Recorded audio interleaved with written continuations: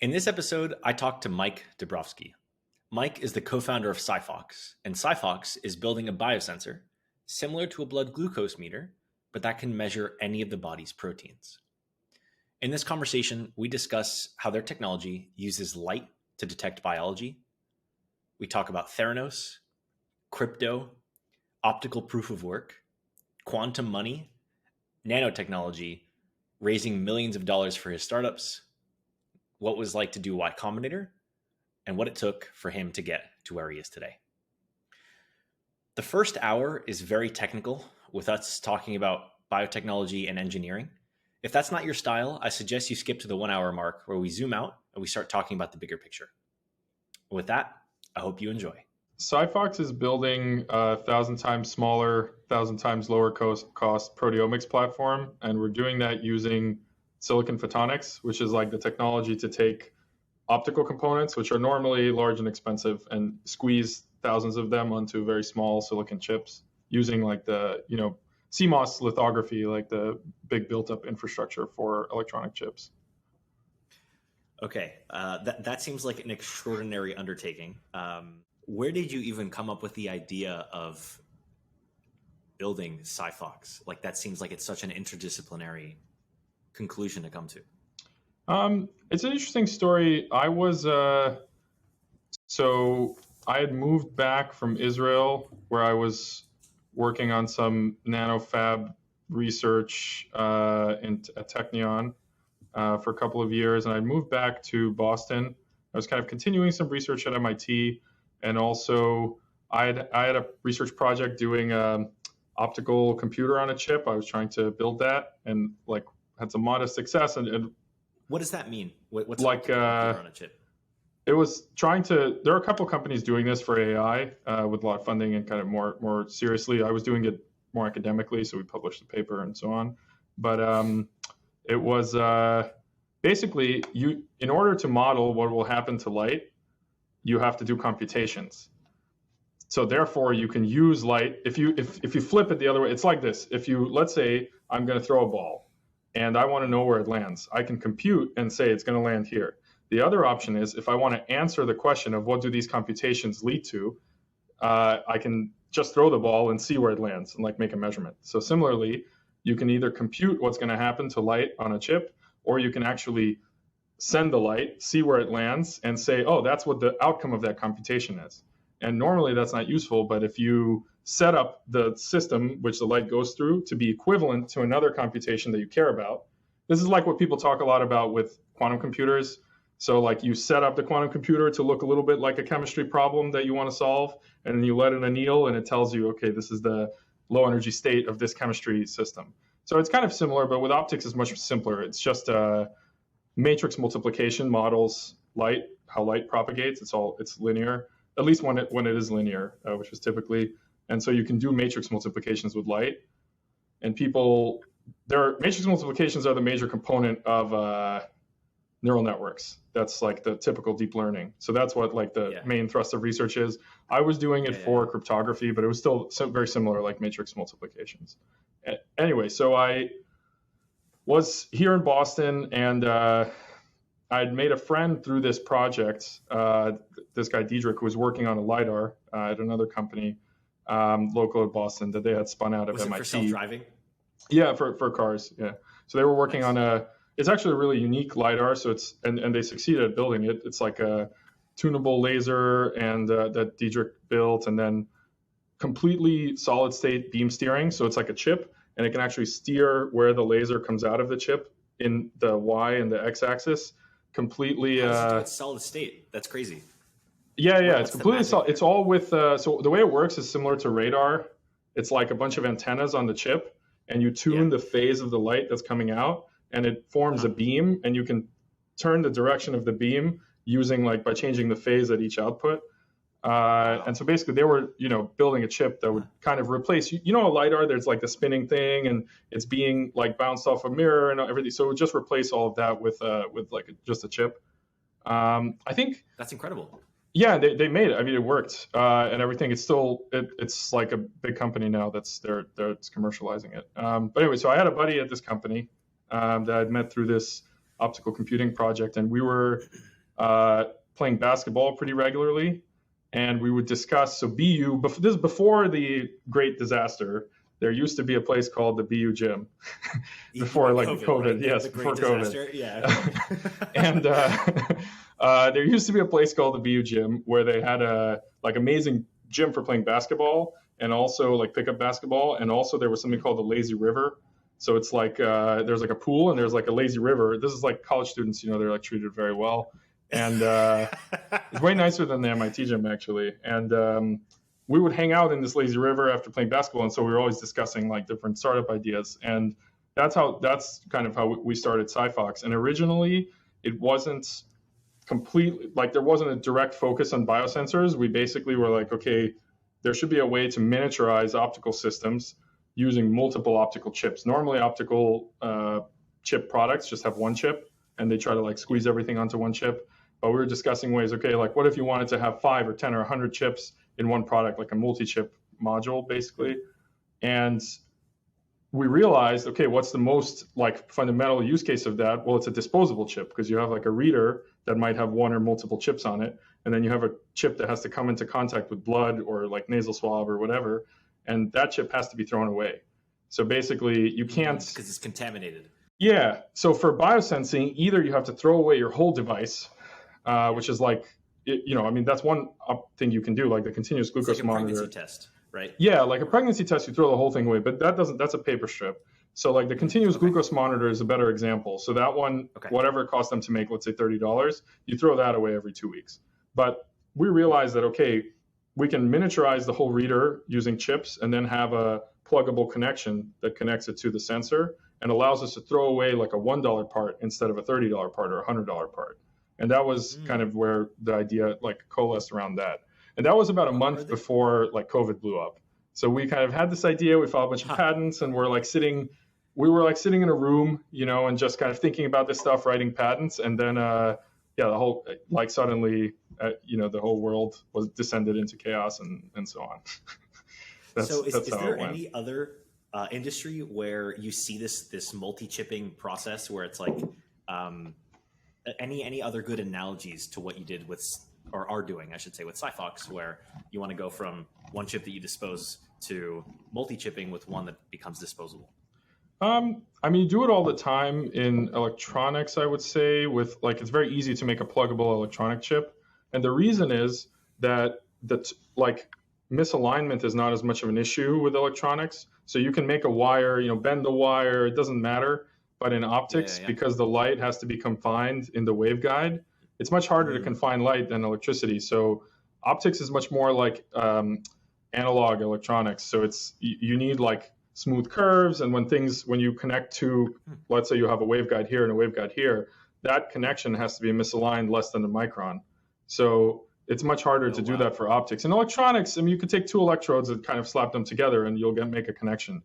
But that's not the case at all with optics. So in electronics, people do it all. I mean, you can imagine like there's like glucose meters and all kinds of things where it's like a one-time use chip and you plug it in.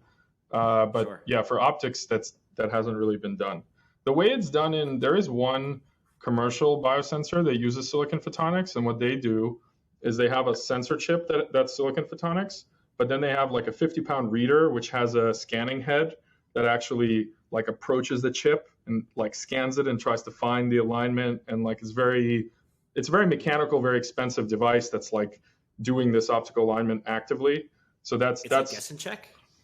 It scans around, and there's some I don't know exactly how it works, but there's some reflectors on the chip that they're using and they're playing with and testing like the optical power. I mean, it's kind of a modification of what people do normally to, let's say, connect a fiber to a chip. They kind of move the fiber around, see how much power is coming back. They have a loop, and then when the power is high, they glue it, and that's like a one-time thing. That sounds kind of janky. No, but that's this internet phone call, like this thing we're doing, that's going through like 20 of those, like 20, really? Or however many. Yeah, in every data center that's going on. So if you look at a data center, all the connections are fiber, and all the things on the end there are silicon chips, and that connection is just it's somewhere in there is some epoxy that they aligned it and then epoxied it. That's That's ridiculous. To Yeah. me, that seems like it's a system that's ready to fail at any moment, and I'm so glad that it's holding together by a miracle. No, it's like super engineered. Like they do. Okay. I used, Diedrich told me a lot of stories about qualifying transceivers,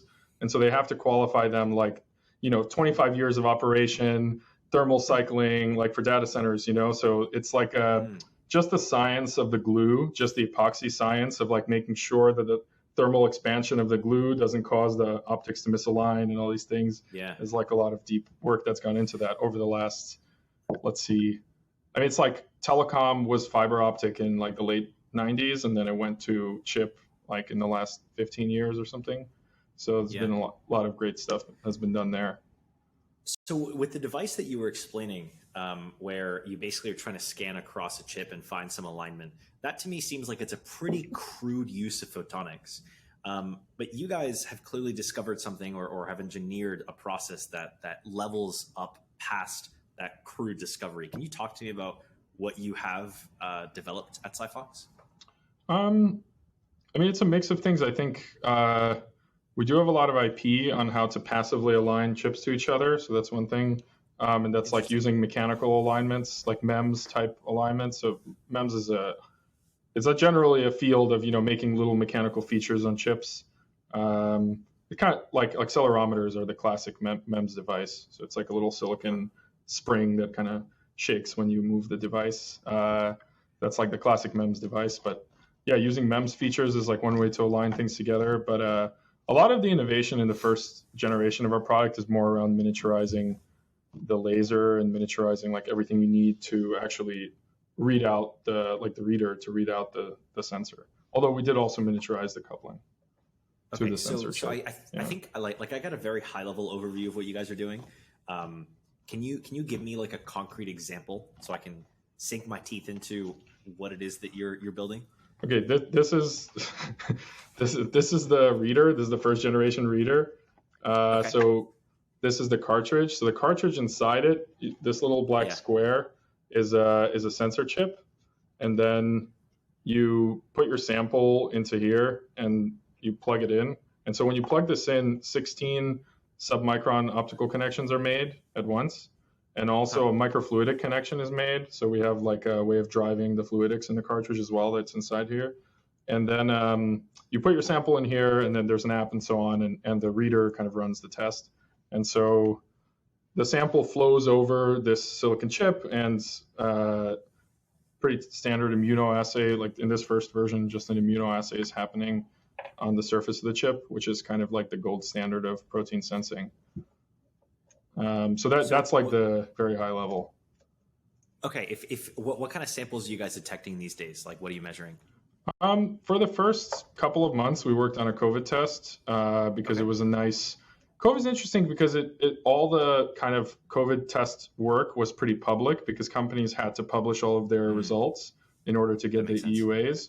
So and everybody and their grandmother worked on a COVID test like during 2020. So any professor who had like some little sensor or something that they from before, or even that could make a sensor, there were like papers just like a voluminous, it was coming out of everywhere. So we were part of that torrent of people working on COVID test. So we did that for a few months, and that was like you swab your nose, like typical paper strip test. And we developed that completely, and it has pretty good performance actually.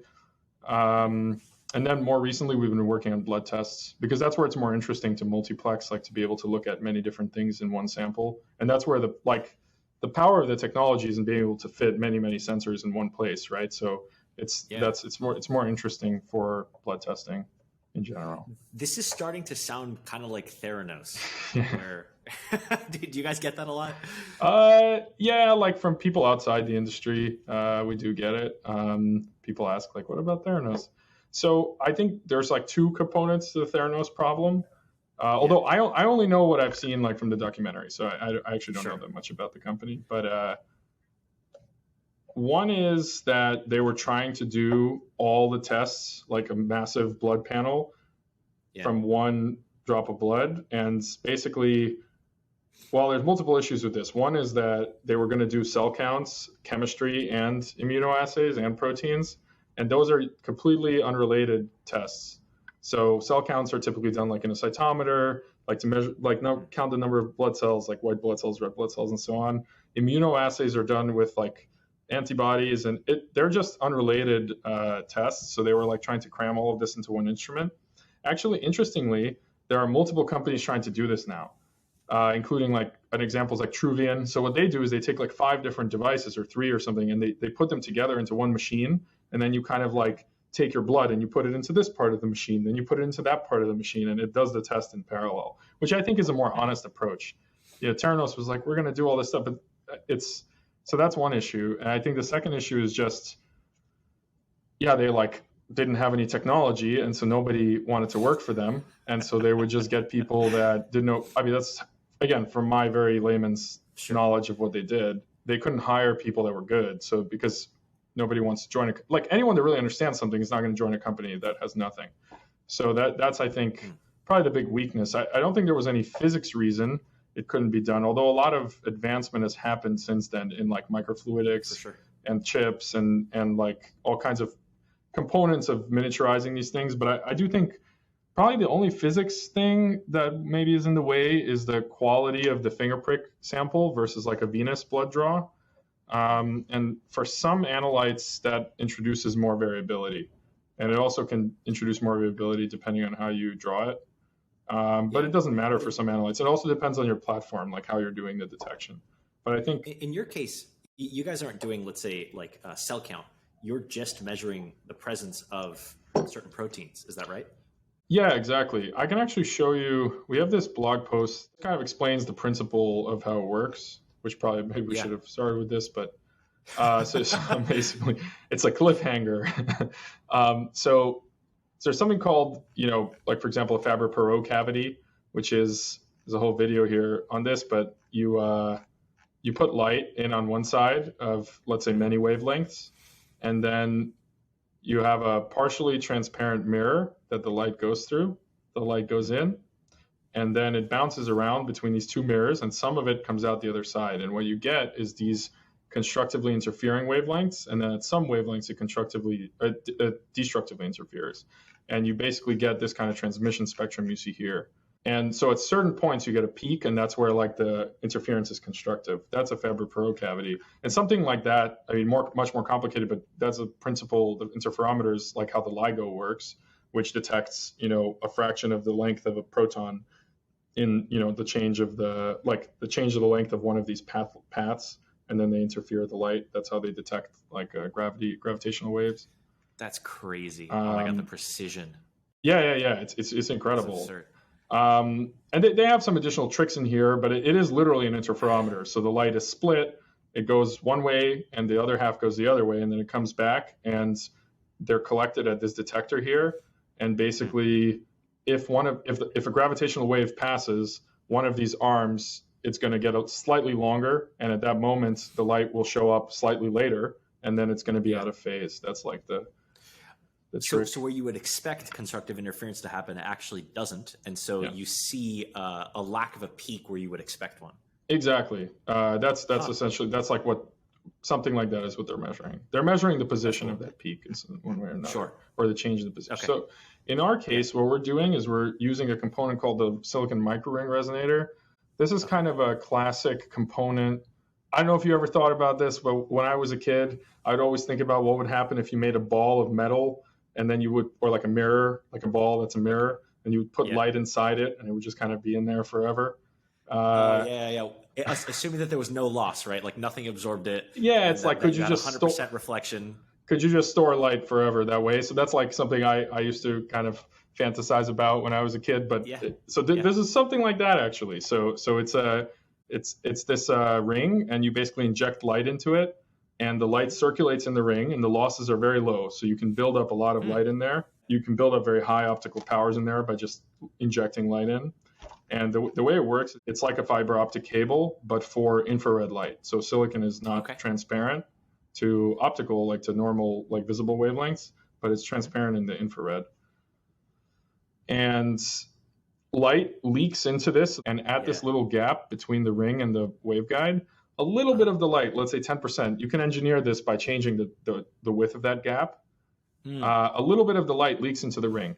and then it starts circulating in the ring, and it's building up. So you're constantly adding light to this until you get to a point where the light you're adding is equivalent to the light being lost. And the light being lost, there's two sources of loss. One is the absorption of the light by the silicon, which is low, but is there. And the other one is that the light leaks back into the bus. The bus waveguide is the straight waveguide. So it also leaks back out. So basically you build up a bunch of light, a little bit of it leaks out continuously back into the waveguide, and a little bit of it is lost to just absorption. And what happens is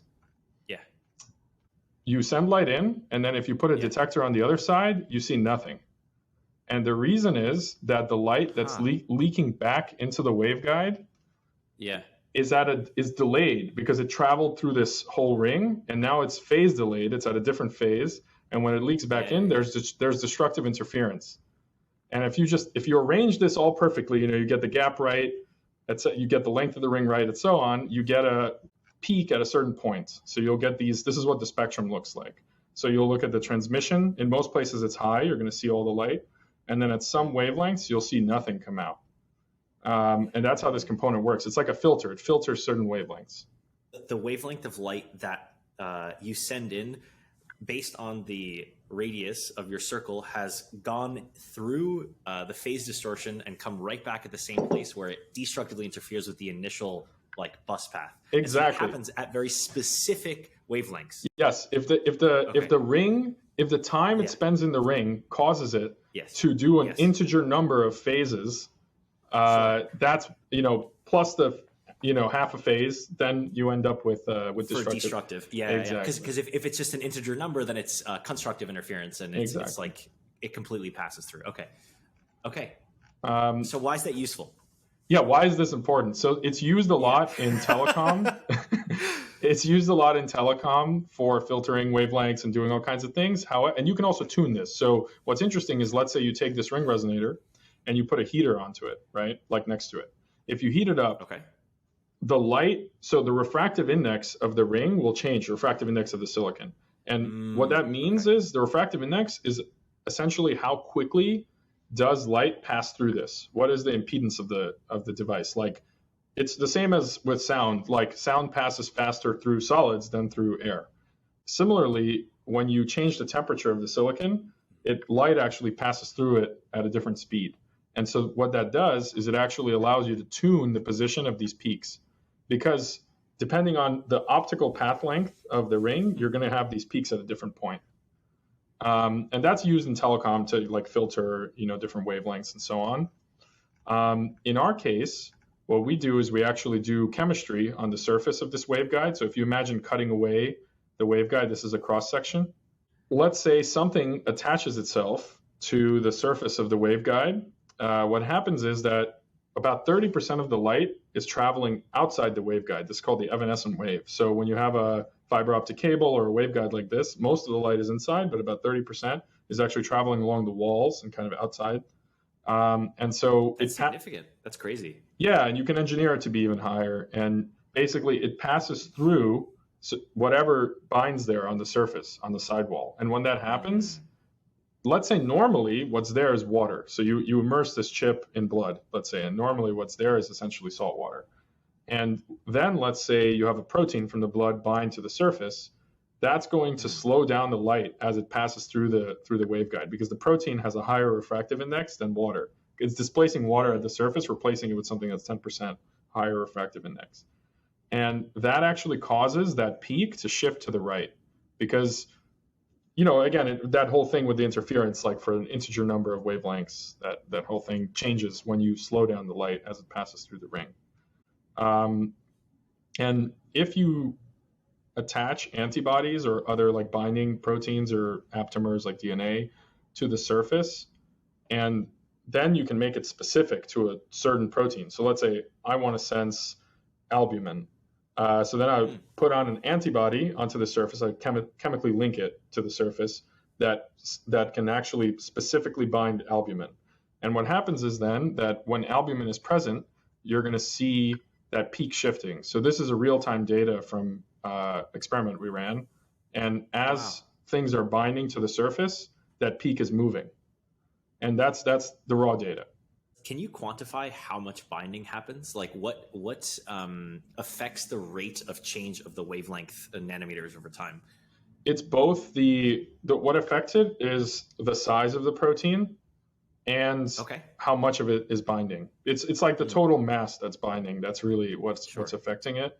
And yeah, if you know beforehand what the rates are given a certain known concentration, you can find out an unknown concentration this way. So if you like Beer's law. What? That's a classic Beer's law, right? Like exactly. Where you map the known concentrations and you plug in an unknown and it tells you what it is. Yeah. You have a calibration curve that you've already prepared, and then you do an unknown sample. And the calibration curve, you do that once. So basically that's done when the chips are manufactured, and then you basically put a mystery sample on, and that's how you quantitate it. And we typically we typically use not the total shift. Like let's say in 5 minutes it'll change this much, but we actually use the slope. That tends to be more accurate. So we typically use the rate of change as the quantification. These sensors can be very small, so they go down to as small as 5 microns. So 5 microns is a 200th of a millimeter. So this one is, for example, 20 microns. So they can be tiny, and there are inkjet printers that can print down to like a 30, 50 micron drop. So you can put a different protein onto each one of these rings. So an antibody to albumin, an antibody to C-reactive protein, an antibody to whatever, right? And so what does this look like if it actually works? Like if what you're talking about becomes feasible through inkjet printing and through selective protein binding, given 5 years, what does that world look like? This is what the chips look like to an extent. These are not our chips, so we didn't show our chips in this blog post, but this is kind of what a 12-inch wafer looks like, and this is a chip diced out of it. What does it look like in 5 years? I think that we're very excited about just taking, that's kind of the first thing we're doing, is just taking kind of classic tests and transposing them onto this platform, and just making it really cheap and really easy to run them, even at like doctors' offices, pharmacies. Like one of our investors is the VC arm of a company that runs emergency rooms. So they operate many emergency rooms around the country. And so they're really interested in, there's some conventional tests that they really want to be able to run in 15 minutes. So that's kind of the first thing. That has a ton of potential and we're very excited about it, but probably the most like sexy sci-fi thing that we're interested in, which is probably more exciting for you, is is like the wearable. So basically today, you have like the continuous glucose monitoring wearable, which is probably the biggest advance in diagnostics in the last 20 years. So going from people pricking themselves every couple hours to just wearing the device. And I don't know if have you tried one of these?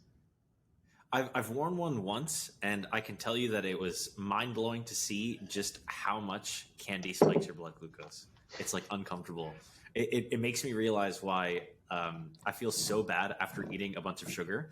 It like I could finally see the biological data showing me my body fighting the equilibrium of all this glucose being dumped into my bloodstream. But I'm not diabetic, so like thankfully I don't have to rely on these kinds of systems. But it's just shocking to me to think that like it's such a change or a step function in diagnostics. Yeah, it's I think even for healthy people, just the ability to track anything that significant in real time or almost in real time is, it's just a huge. But of course, for diabetic people, it's even more important. But the reality is that so many people are pre-diabetic that probably most people should be wearing one of these, at least occasionally, just like what you're saying. For me, it was nice to wear one a couple times just to see, like these things people tell you not to do, you really shouldn't do them. Like here's the data. It's kind of like what you're saying. Yeah. I remember you actually drinking beer with us in Boston one day, and we could like see your glucose levels rise through the app that you were wearing. Yeah, that was a good one. What's your experience with did you find it painful to install it or anything like that when you did one? It was like I was expecting it to hurt, so I guess it didn't. Like it was just like a small prick, and then you kind of deal with it. But I feel bad for the people that now that I'm thinking about this and I'm actually putting in some active effort, that used to have to prick themselves constantly. And I mean, I'm sure a lot of diabetics still have to, where it's like it's a regular blood draw. I had a professor, actually she was a teacher in high school, where like her fingers had calluses because of how often she had to prick like different places to try to get that blood draw. And so it reminds me of like, if you can just wear something that will continuously detect your blood glucose, like to your point, you don't have to harm yourself as often. That user experience goes up. You were saying earlier how like you kind of throw away these blood glucose meters. Yeah. So in the case of this device, or we have a next gen that's going to be 120 sensors and much smaller, like more like a full-on handheld. But wow. In the case of that device, only the cartridge is disposable. But we are working towards a.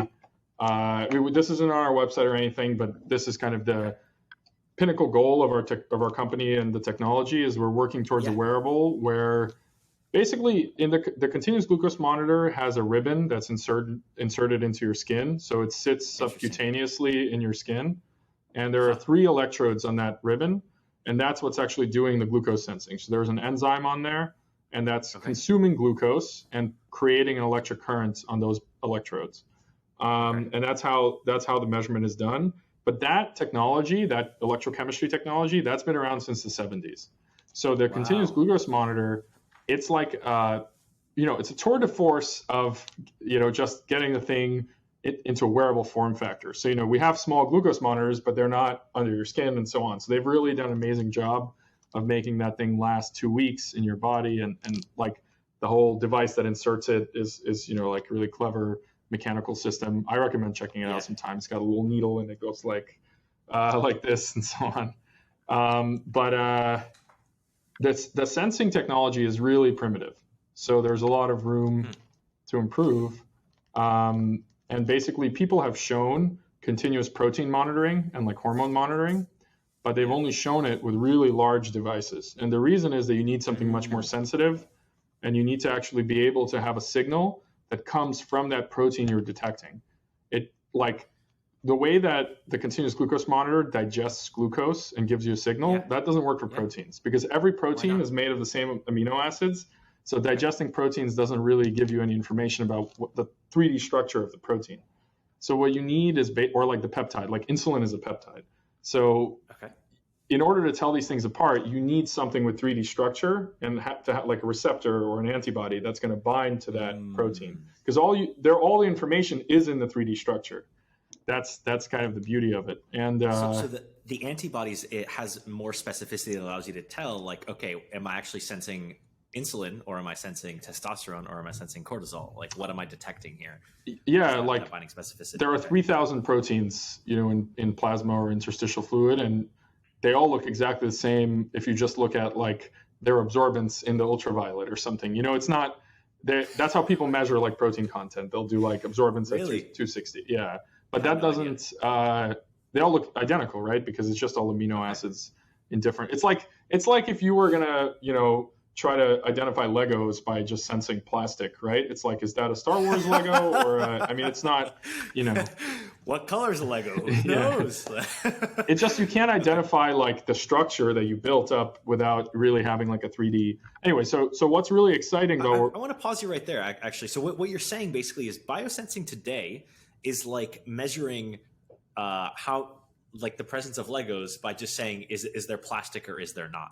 It's very close. So this is wearable biosensing. There are other methods that use antibodies and everything. Of course, that's how we do our, that's how your blood test works. 30% of your blood test or whatever is proteins or other amino acids. So those are done with antibodies. But the specifically electrochemistry for glucose sensing, or let's say lactate or some other small molecule, that enzyme has a binding site that fits glucose. And so what you're sensing is the fact that, it's consumed that glucose, and that's specific to the chemical bonds in the glucose, whereas the antibody is specific to a set of amino acids in a certain shape, and that's like more meta, right? So antibody is not specific to amino acids. It's not specific at the chemical level. It's specific at the structural level. That's the difference. There's a difference between sensing Lego bricks and Lego structures. Like, this is a ship versus like this is a plastic, there's plastic bricks in this, which is not useful for proteins. Yeah. And so why aren't other, let's say, blood glucose meter companies taking these antibodies and just sticking them onto the electric rod that you're saying gets put in subcutaneously? That's a very good question. Certainly people are trying that all the time. There are just like fundamental problems with doing it this way. One is that glucose is present in like 10 grams per liter type concentrations. And wow, okay. That's incredibly high. And most proteins, there's a good graph of this on the protein atlas. Most proteins are present in way lower concentrations. So I'll just like pull milligrams, micrograms, something. Yeah, let's pull this thing up. So it's this is the protein atlas. So these are like the 400 commonly measured proteins, like oh no way, ones that people care about. There are 3,000, but these are the ones that are more. These are detected by immunoassays. The rest are typically done with like a mass spec, and they're more esoteric. So albumin is present in similar concentrations to glucose. So that's one that you could imagine. Maybe there's some way of doing this with electrochemistry or like even with optics, like just generally measuring proteins, like how much protein do we have in here? Because this is a log scale, so the albumin is the major component. I didn't even notice that. Because it's grams per liter to milligrams, micrograms. Wow. So if you look at like CRP, what is CRP? CRP is C-reactive protein. It's like the generic measure of inflammation. So when you have something inflammatory is happening in your body, your CRP will go up. Does that even mean like working out? Because like working out's inflammation in your muscles, right?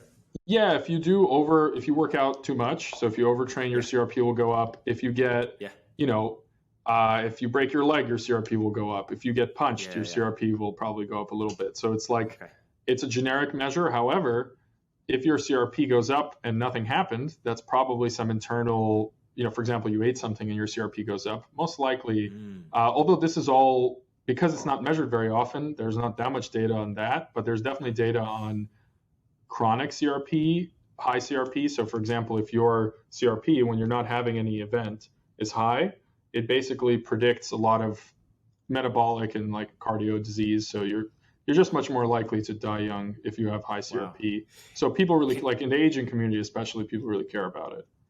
Is stress, like chronic stress from working or something else psychologically related, able to increase CRP? That's a great question. I don't know. So I don't know all the research. People like to use this word inflammaging. It's like aging caused by inflammation. I like that. I am incredibly interested in what would happen if we had continuous CRP monitors. I'm incredibly interested in or even if people took a measurement every month. But I mean, every hour would be more interesting. I was going to say every hour would be really useful because I could imagine, like, I worked out today. I did some work that was stressful today. I ate food, curious to see if any of the food that I'm eating has an inflammatory response or not. Some ingredients in the food, maybe, or to find out maybe even something like Crohn's disease. If you have Crohn's and you're not even aware of it, I would imagine if you ate gluten, all of a sudden you would see a spike in CRP. That might be one of the ways to tease that out. Yeah, there are diseases where people really are interested in CRP, IBD/Crohn's, that's one. And they've even, IBD Foundation, or I think they're called the Crohn's and Colitis Foundation, they even funded a sweat sensor for CRP. So it's like some kind of like wearable watch that tries to sense CRP in sweat. Yeah. And so like the correlation's not 100% known, like CRP in your blood versus sweat, but that's how important it is that they're like they're like funding sci-fi type things like that just to try to see whether that like that'll have some benefit, because basically your CRP will go up long before you have like a really severe flare up if you have one of these diseases like IBD. So it can be like an early warning. But anyway, the reason I mentioned CRP is this would be a very interesting marker to monitor continuously, like with something like a patch. But it's way, way out of the range of something you can do with a typical sensor like what's in the glucose monitor. And really the way to do it... Why is that? Yeah. Well, there's probably, if you want like a physics reason, one is that the continuous glucose monitors are measuring transmission. So they're actually looking at the number of electrons being produced rather than a resonance. And so if you're measuring transmission, it's kind of a weak, it's like a weaker way to make a measurement compare. And you're more like susceptible to noise and stuff. If you look at like the LIGO, right, that's an interferometer. In general, interference is it can be more sensitive than transmission. I see. But you can do something more like that with electrochemistry. It's called cyclic voltammetry. And that's what people typically do when they try to go to lower concentrations. I think the biggest problem with that is it's very sensitive to pH and salinity. And like absolutely it is. Yeah. Are you familiar with it? I did cyclic voltammetry to measure the band gaps where you could attach and detach electrons from different dyes used in photovoltaics. Oh, interesting. So I worked with a lab in undergrad. We were the OPV lab, the organic photovoltaics lab, that was attached to a professor who would make novel solar cell dyes. And so as an undergraduate, I think it was sophomore, it was my job to characterize what the HOMO LUMO levels, the highest unoccupied and lowest occupied molecular orbitals are of these dyes. So we could characterize, okay, what types of electron or hole transporters do we need to sandwich between them to actually have really good conductivity. So to your point, like I did so much work making sure that the cyclic voltammetry worked really well, and it was highly effective, even by the presence of water, believe it or not. So I had to like make sure we purged our system with dry nitrogen before running any tests, and it would only last for a few minutes before you could start to see water slowly start to infiltrate into the system and like poison the reaction and whatnot. But yeah, to your point, that makes a lot of sense. I want to ask though, if you were able to measure, let's say, 10 of these proteins in the body, do you think that people would actually care? Like, yeah, I'm someone that's into biohacking is sort of like the cliche term. You know, I've been eating low carb for 5 years now. I exercise regularly. I meditate, do all that kind of like wellness lifestyle stuff. But I feel like, you know, people you like just reminded me I have this piece of chocolate on my desk. Good. Do you have a blood glucose meter so we can watch your spikes go up? Yeah, if only I'm not wearing one, but it would be cool to do that on the podcast, right? Yeah. That would be hilarious. I wonder if people would care. I mean, I know I would, but would the average consumer or the average person give a shit? It's a good question. I mean, I think it's a question we ask ourselves also. Is like, what is the lowest hanging fruit? So just to like, the way that this would work in our case is that ribbon that contains the electrodes, it would contain a very, very small, thinned down silicon photonic chip, much smaller than the chip we use today. It would have some ring resonators on it, and then it would be connected with an optical fiber to like the patch, which would contain all the readout electronics and optics. Yeah. And we have actually really like straightforward roadmap to getting to that size and form factor. But it's a good question. Like, what is it for, right? So I think outside of this kind of inflammation monitoring, which I think that seems to be a very good direction, but it's also a little more researchy. I think the one that nobody will say, like the most important one, if you ask like people that aren't like super passionate about this, but if you ask them, what would you measure continuously, like doctors and so on, I think it's insulin. That's the one. Okay.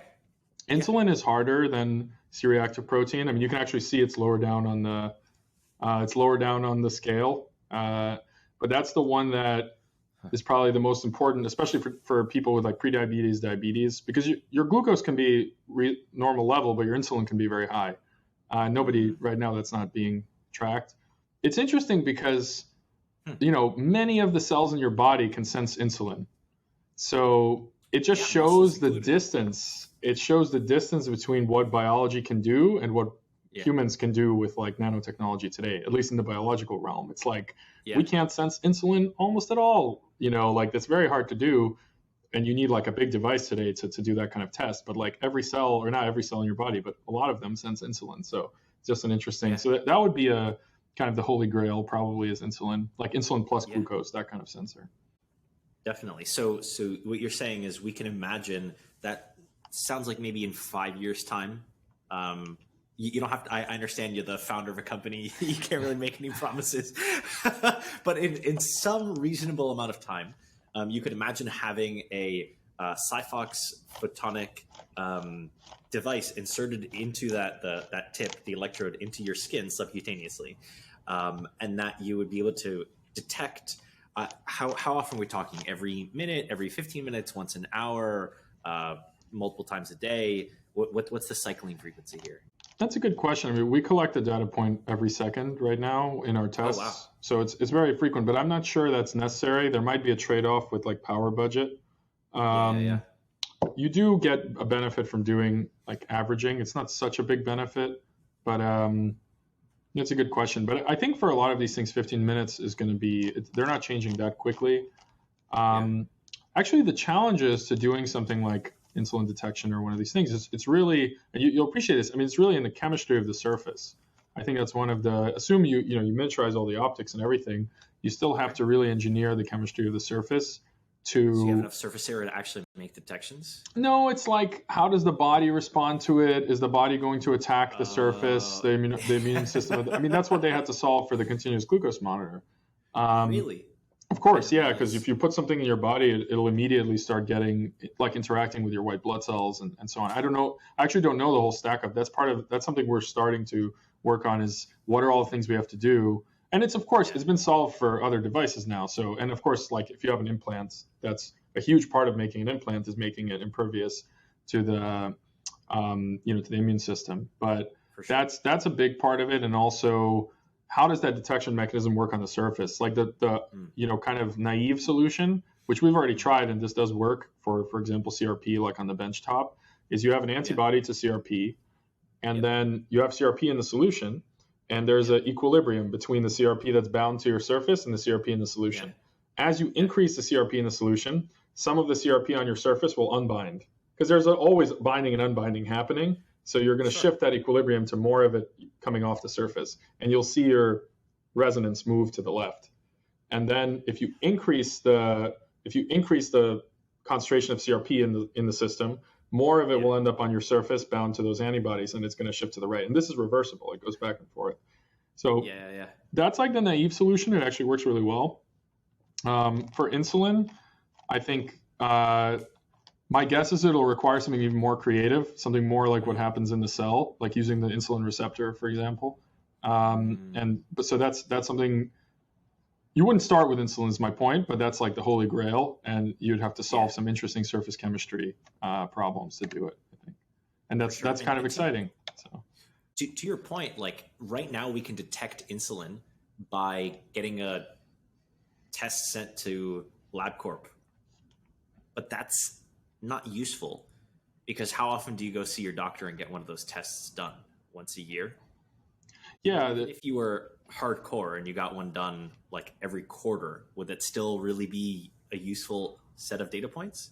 I mean, the main problem with it, and so I'll give you an example. HbA1c, which is the hemoglobin, glycosylated hemoglobin, that one is a great point measurement. And the reason is, what they're doing is they're measuring your albumin, and then they're measuring your they're measuring your hemoglobin, and then they're measuring your hemoglobin with sugar attached to it. And so the more sugar is that's in your bloodstream, the more of your hemoglobin will have sugar attached to it. It's like an equilibrium. And it's a slow process, so it averages this over 3 months. So when you look at this number, it's really the average of the last 3 months. Like the more blood sugar you had over the last 3 months, integrated over all that time, that's a great point measurement. Insulin, it changes constantly. So it's like, literally, the joke is like, what did the person have for breakfast? Like that's going to affect it. So you have to do like a fasting insulin. And is that even useful? Maybe you care more about insulin after a dose of sugar. And it's like, and it's not usually used. So the way they diagnose diabetes is they'll typically diagnose it with hemoglobin A1c, or they do like a challenge. They give you sugar and they watch like how quickly does it drop. So they don't even use insulin because it's so variable. And that's what you really want to see, is how it tracks over time. That's like although doctors will say they're like on the forefront of metabolics, that like fasting insulin, if you can get a really good fasting insulin measurement, that's incredibly valuable. And would you basically increase the window of being able to get that detected in a patient, or do clients still have to go through the laborious process of not eating and resisting the desire for food long enough to be able to go to the doctor and get that that test done? I mean, I think with our first device, like the at-home, just like this thing with the cartridge, even with this device, there's a potential for doing insulin as one of the one of the biomarkers that we measure, and that would already be pretty good because at least you can do it at home. So that would already be significant. I think doing it continuously really changes the game, because then you can see it in fasting, you can see it how it responds to food, like it gives you the full spectrum, and that's why continuous glucose monitoring is so useful. It unlocks like a lot of interesting data.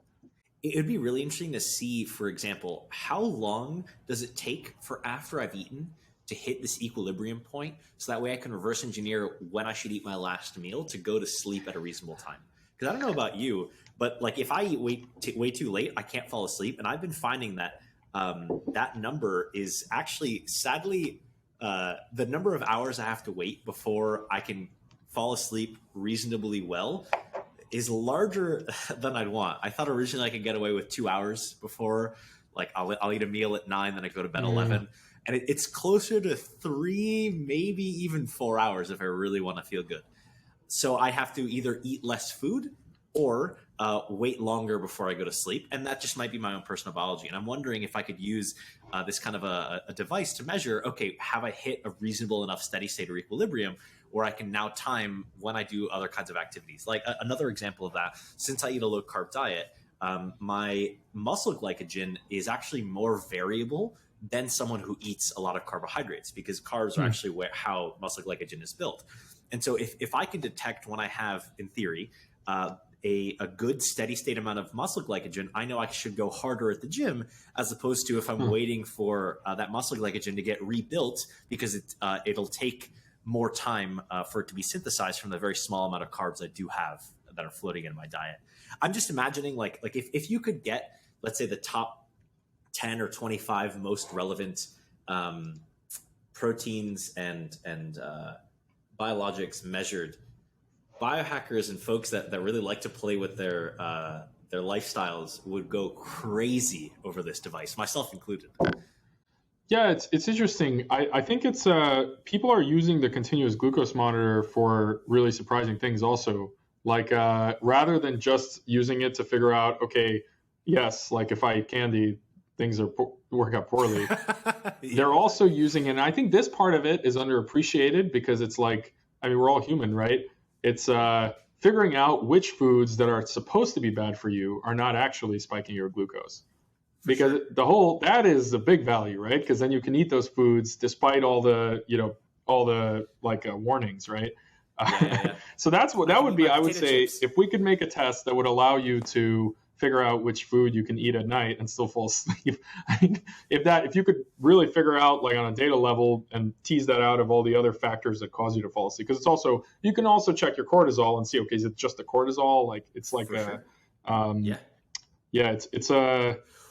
Or CRP, because to your point, actually, this specific data point that I'm pulling out, I actually ate some pretty spicy Indian food 3 hours before I went to bed, and it took me longer. I actually saw it on my 8 sleep. It took me a half hour to fall asleep that evening, whereas normally it takes me about 10 minutes. So I assumed that it was the food. It'd be interesting to see, maybe the CRP levels would show me that like my body was dealing with all this extra capsaicin, trying to figure out how to shuttle it away or metabolize it. And that was keeping me up for whatever reason, or cortisol, because my body was stressed. Is there, that makes me ask, you might not know this, but is there a correlation between high levels of CRP and cortisol, or are the two not necessarily related? You can imagine that the same things might cause it, but I have no idea whether there's a correlation. That's actually an interesting question. I don't know. So, as I talk to you about this, I kind of get more and more excited about what the future of this could look like. And I don't want to steal your thunder, but if you had to envision, like, and pie in the sky, like 25 years from now, you might not even be running the company, it might be public, and the other suits have come in and kind of like done the operational thing, what have you. Tim Cook is running it. What does the future of SiPhox look like for consumers, for normal people, if this like just hits it a home run in 25 years. We're hiring the best chemists, and they're just hanging out doing not much, vesting their equity. Yeah, like, yeah. kind of like Google. Like people go there just to relax after they're. We're like acqui-hiring surface chemistry companies, and they're going there and like start working on their like kayaking. And they're just chilling. Yeah, exactly. That's the dream, right? That's like you've really made it when people come to your company to rest. Wow.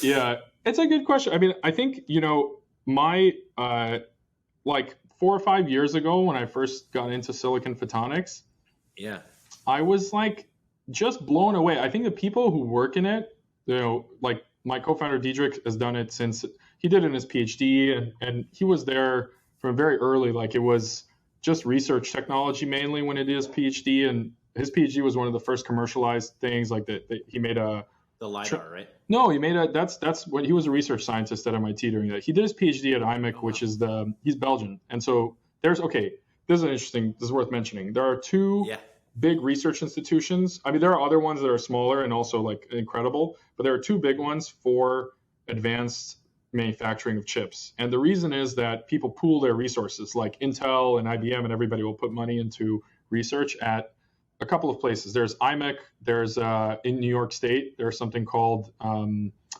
Photonics. That's one and in general SUNY. So SUNY also has other stuff, and the photonics piece is called AIM. But SUNY Albany has like nanotech research. And then there's one in France called LATI. But anyway, these centers, that's where like all the cutting edge chips get developed, and then the IP gets licensed out to all the people that funded it, like IBM, Intel, and so on, and TSMC, and basically, and that's like kind of the playground. So it's like the chip playground for all the companies. That's where they do all their kind of development, or some of their development, especially for like how they got their hands on the extreme UV etcher. Is like that thing made by what is it? AMS is ASML. Yeah, so ASML is in Europe, not far from. So that's like I'm sure I think this is the case. I might be remembering wrong, but I'm pretty sure ASML did a lot of their like first development at IMEC. So they bring their device there. That's where all the research. I mean, they built it, but it's like to actually do the application, it starts there. It doesn't go straight to TSMC, as far as I know. Wow. Yeah. I wouldn't be surprised, right? And it's also cheap labor. You can just pay PhD students. Yeah, and I think that's funny. I think some of the Europeans are really good. They're like really good for semiconductor. Like they have that like German or Swiss like watchmaker attitude. That's like they're known for. Yeah, exactly. But that stereotype is for chips. I mean, that's really important because it takes like 6 or 12 months to make a chip sometimes, and it's I mean that's not even 6 months is normal. So it's important to have like a very high attention to detail. Anyway, so Diedrich did his PhD at this one of these centers, IMEC, and they were at the forefront of silicon photonics. So they were like at the cutting edge. His PhD was sold to Huawei as part of a startup and so on. And they were doing telecom mainly. I came into this whole story with silicon photonics at the point where it's already startups are getting acquired by Cisco and all kinds of things. So it's already like working, but it's working mainly for telecom. That's like 4 years ago. And that was the moment where people started realizing like, man, this stuff really works. And that's very rare in semiconductor. Like the transistor worked, like the accelerometer worked. I mean, there's not that many things that are really end up getting scaled up on this platform, like the CMOS platform, or the generally like this lithography platform that's built up. And so putting optics onto chips, silicon chips was working, and it was working for all these transceiver companies that changed the data center industry, and people started building things on top of that. So the optical computers, like there's a couple of startups out of MIT that did it, and some other ones, like one of them is called Light Matter. That's probably the most famous one. And biosensing as well, right? So there's a lot of publications in biosensing. There was this like early startup that did the sensor chip and then the big device. But I was just amazed, like, man, like look at the amount of potential here. It's so early that like it took me maybe a year, and I took a class and everything, but you could learn to design these chips. They're so simple still that you could get in at least to a like first order level. I was able to learn to do the design myself, and that's something a year? Yeah, because I'm still, I was a world away from somebody like Diedrich who did it his whole career, but you can't get into doing electronic chip design that way because it's been built up so heavily. I mean, you're not going to go make 7 nanometer transistors after taking some classes for a year. But I was able to design my own chip and all this stuff because silicon photonics is still early. So it's like early days. There's not that much built up. You can really understand a lot of it. I just want to make sure I understand correctly here. Basically, what you're saying is you had enough of a technical background that, and it wasn't in photonics, right? What's your bachelor's in? Chemistry. Yeah, and I was doing materials at Technion. Yeah. Same, right? I'm a chemist and I'm a materials engineer. And so you had that background. You studied at MIT. You did the advanced program for a year in chip making and photonics. Actually, no, I did 2 things. So I did one course at MIT, which was actually shorter, and then I did a longer course at something called, it's like through University of British Columbia, and it includes chip design. So you actually design a chip, they fabricate it, you test it and all this stuff, and that's where I learned most of it. And then I learned it also just from people, like just talking to people and getting advice and things like that. Yeah. But so it sounds like a year, 2 years roughly. Yeah, like reading textbooks. And again, I'm not, if you want a chip designed, I'm not the right person to go to. But, there are much better people. But the fact that I was able to pick it up is because it's so early that the components, there's only X number of components. There's like the ring resonator, the Mach-Zehnder interferometer, this. There's not that many. And they're still at the level where things are still kind of, I don't know how to put it, but I imagine it was like this in electronics in the 80s or something, where you could really, or even in the 70s, where you could really talk about like how are you making these things, rather than I think talking at a very high level, already abstracted away from all the, like many layers of abstraction, basically that's happening in CMOS, like in normal electronics. I feel like that's happening in other industries as well, and I feel like you're selling yourself short, because what I'm hearing, what I'm taking away from this is, after having a technical background, spending 2 years like catching yourself up to speed. Yes, you had good textbooks. Yes, the industry was reasonably approachable to people who didn't necessarily have decades of background, and yes, you had like a network of people you could talk to, and I'm sure you built that network through this exploration. But you're able to come in and in a pretty quick amount of time have enough of an understanding to start a company that then went through YC, got funded, and is making legitimate devices that can measure not just COVID, but now other things that you're working on in your lab. You confirmed that you could do CRP at different concentrations. That's kind of crazy if you think about it, right? Like you went from practically just a normal chemist to a startup founder in a couple of years. Like do you? There are folks, I believe, that imagine being in your shoes requires decades of impossible hoops to jump through. And it's to me incredibly inspiring that, like, if you want to learn something, if you give enough of a shit about being good and being technical, like through sheer force of will, you can get there in a few years of being really focused. Yeah, I mean, that's amazing compliments. Those are great. Thank you. I mean, I think it's 2 things. Like, first of all, I have a strong physics background and biology also. So it's like, I think it's easier if you have a good physics background, because then everything is, kind of physics helps with everything. But that's one thing. But I think also, again, people who did their PhD in this, who did the PhD in like designing photonic chips and then worked in it, are like on a totally different level. But I think I do agree that I think in many industries, especially if you're at like the cutting edge or a smaller part of it, silicon photonics is 1% of the chip industry or whatever, it's almost all electronics. So if you're in some corner of it that's growing but new, you can carve out, especially if you're at the gray area, like now we're doing bio, and chemistry. So like, for example, in the surface chemistry, that's more my expertise. I actually understand it at as well as anybody.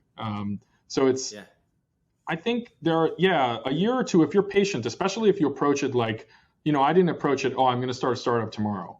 Because, you have to be humble. Like, you have to build up to a point where, you're reading science papers and you can actually spot the bullshit, like that kind of thing, right? Right? Whereas, I mean, typically... What do you mean? I thought it's like the internet. Everything you read is true. Yeah, it's like, when you read papers in a field, I mean, it's a very good metric. Like if you read papers in a field you don't understand, everything looks good. You're like, wow, this is amazing. This is going to be commercial in a year. And it's like never happens, Grail. It's like, what is that thing that they didn't mention, So yeah, everything, or you read the procedure and you're like, this is maybe 30% of what actually happened. Anyways. Yeah, and I had done a startup or two before also, so it's I think I was I don't know, it's but yeah, I'm also I had a lot of fun getting into it, and I guess the reason I brought it up is you mentioned like what's the 25-year vision. I think first of all, silicon photonics will be everywhere. So right now it's still mainly in data centers. I mean, there are some LiDAR companies that have come out and so on, but it's not, LiDAR is not that, it's not deployed yet at scale. So I think this might be, first of all, the highest volume use case of silicon photonics because it's disposable chips. You can't beat disposable, In terms of volume production needs? Yeah, like if 100 million people use your product, once a month and they throw it away, that's a billion, that's a billion in a year. So it's very hard to find a market for a billion LiDARs. So it's like per year. That's a great point. So that would be, I think to us, that's like one of the most exciting things is like just making like the highest volume product for like ever for photonic chips. I mean, that's from the photonic chip perspective, I think that'd be awesome. And I do think, there'll be photonic chips in everything in 10, 20 years. So it'll be very ubiquitous. And will just be one of the use cases, but they'll be in a lot of products. They're in the Apple Watch. Like I don't know if you know about this, but the Apple Watch is going to have a continuous glucose monitor. At least they're trying to, and they're working with a silicon photonics company to do it. Wow. This is more like, it's not what we do where we sense like the binding. It's more like spectroscopy, like shining light through your skin and trying to see the glucose that way. But it is also based on silicon photonics. It's a company called Rockley Photonics. And on the other hand, I'm generally very interested in biology. My mother was a biologist and immunologist, so I was like grew up on the biology stuff, and definitely merging the best nanotechnology we have, which is in some ways pretty primitive, with the like nanotechnology that's available in biology. I think that's pretty exciting direction. So the more we can do there over time, I think the more value will be unlocked. So that's like a big long-term interest I have. And that's why I mentioned, for insulin, you really need to go to the insulin receptor if you want to do that. And that's to me, that's really exciting because it's taking like what's best about chips and what's best about biology and combining it. I love that. I think that there's so much opportunity in the intersection of disciplines that it's just waiting for people to come in that have a technical background and to start plugging in values to things that it's kind of like when a cook comes in and just starts throwing ingredients together. Like most of the time it'll be absolutely nothing, but every now and again it'll be something successful. And I want to say my intuition has me to believe that you having done startups in the past is what helps you be so successful with the startup you're working on right now. Could you talk to us about your first couple burnt pancakes, or were they successful startups in the past?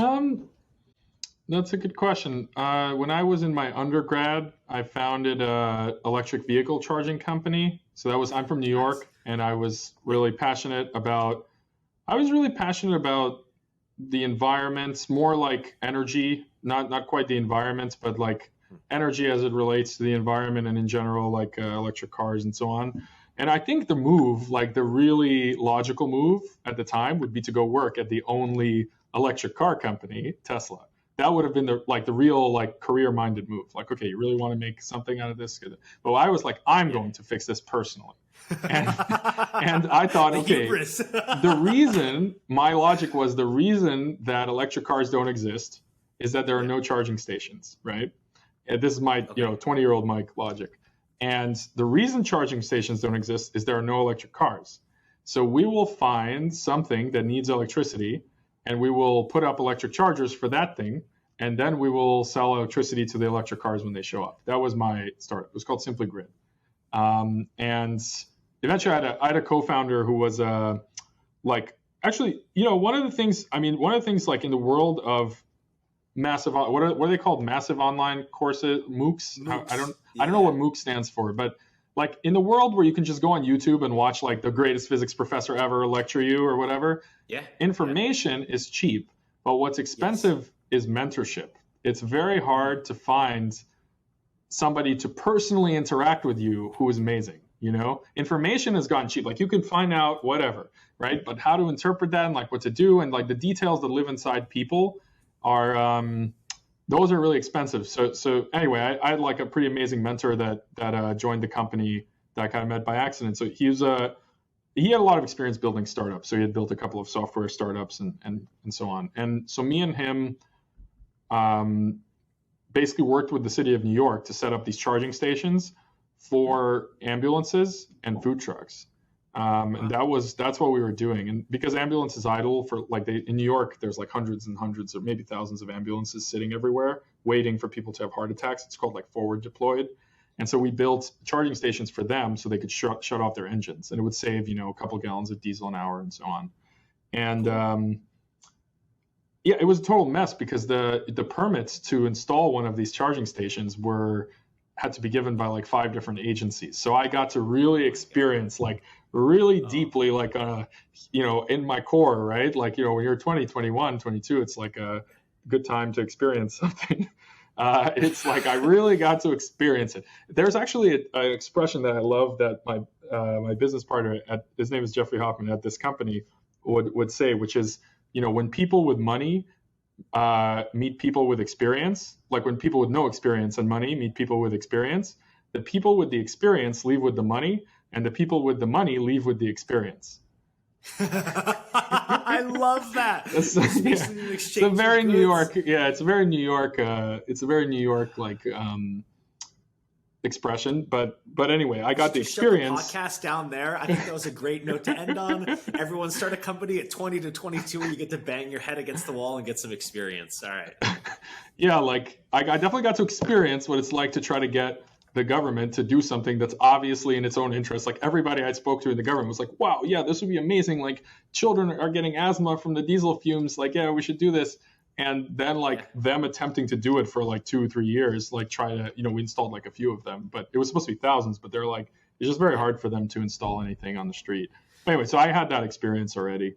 But yeah, so what the hell was I going to say? I guess your question was about having started startups, right? Yeah, but how many pancakes you'd burnt to get here? How many experiences you had to get? Yeah, I was part of that, and then I did a lot of work, like kind of like founder type work around the optical computer that I had developed for cryptography. So I worked with I assembled a whole team around it, like people who helped me with this project. I have to ask, can you tell me more about this optical proof of work piece? Everyone who is interested in crypto needs to know about how you came about this project.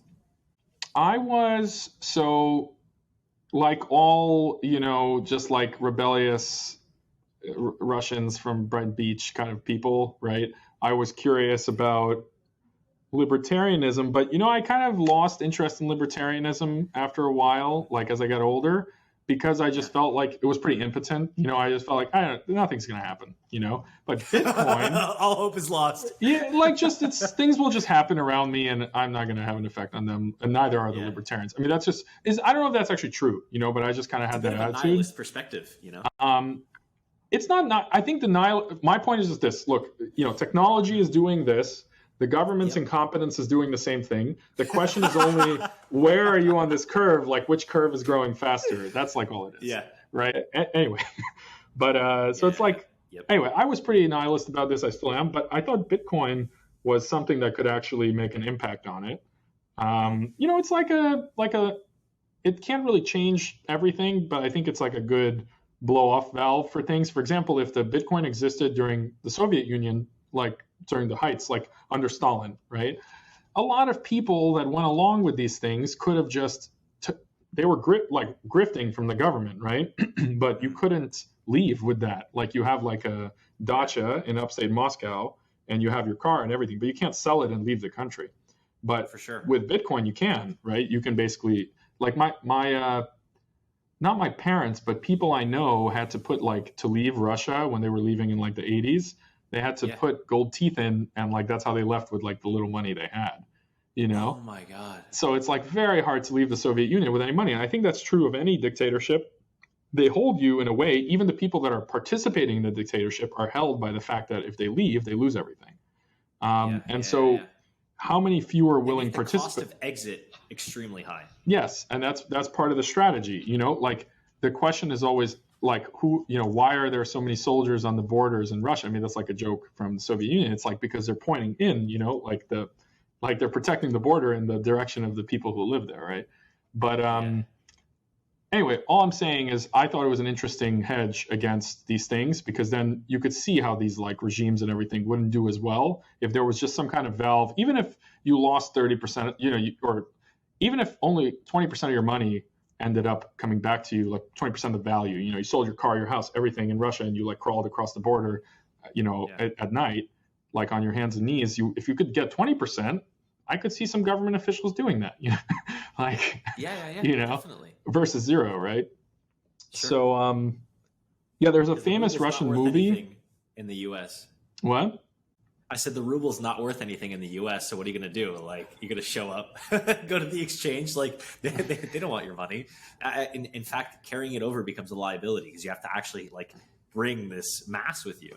Whereas to your point, like crypto is just something that's you could keep it in your head. That's true. Yeah. You're key. Yep. But yeah, I was pretty skeptical of Bitcoin until I one day actually looked up how the proof of work works. And to me, that's like the genius of the whole thing. I mean, there's more genius things like how it socially works, how it like was able to bootstrap its own community and everything. But I think that also comes from mining. But basically, just the actual mathematics of how proof of work operates, plus the game theory, like the combination of the mathematics plus the game theory, to me was like mind blowing. So I was always thinking about, well, there's one flaw in the whole thing. It's like uses a lot of energy, right? So I was always thinking about how to do this with lower energy. So that's why I was working on optical computing for a proof of work, because I was just thinking how to, and I still contribute to that project. It's still going. It's called PoWx, and I'm still contributing occasionally. But basically, how do you get the same security but with lower power consumption? So that's what I was working on. Photonics why is he using Photonics, a lower energy cost to securing the Bitcoin protocol? We didn't start with Photonics. The idea was just I was even considering like quantum. I was talking to all kinds of people. It's actually an amazing excuse to talk to really interesting people, because a lot of very technical people are interested in Bitcoin. They don't understand it that well. I understood it, so I could explain it to them, and they could explain to me what they're doing. You know, like, tell me how a quantum computer works, and let's see if we can stick it to, like, somehow, like, fit the puzzle pieces for Bitcoin. Quantum Bitcoin would be worth at least the mean value of Doge. Just the name. Yeah, exactly. Yeah. There's a paper for doing proof of work with Hamiltonians. So I think... No way. If those people, like the Hamiltonian, like annealers, if those people ever launch a coin, I'm sure it'll do great. Oh my God, yeah. That paper's been around for a while. Can we get a dealer? Can we get into the Genesis block? Yeah. I mean, I think, the flaw with the quantum computer Bitcoin is that it would all be secured by like one or two computers. So it's kind of, it does actually have a flaw. That's one of the reasons why I thought it was not the right way to do it. I do think, I mean, this is really going off the rails, but I think that the only thing that will supersede Bitcoin will be quantum money. And what I mean by quantum money is something that doesn't even need a blockchain. So for example, cash doesn't need a blockchain. And the reason is that cash is provably money. I mean, you just look at it, it has the watermark and everything. It's very hard to fake.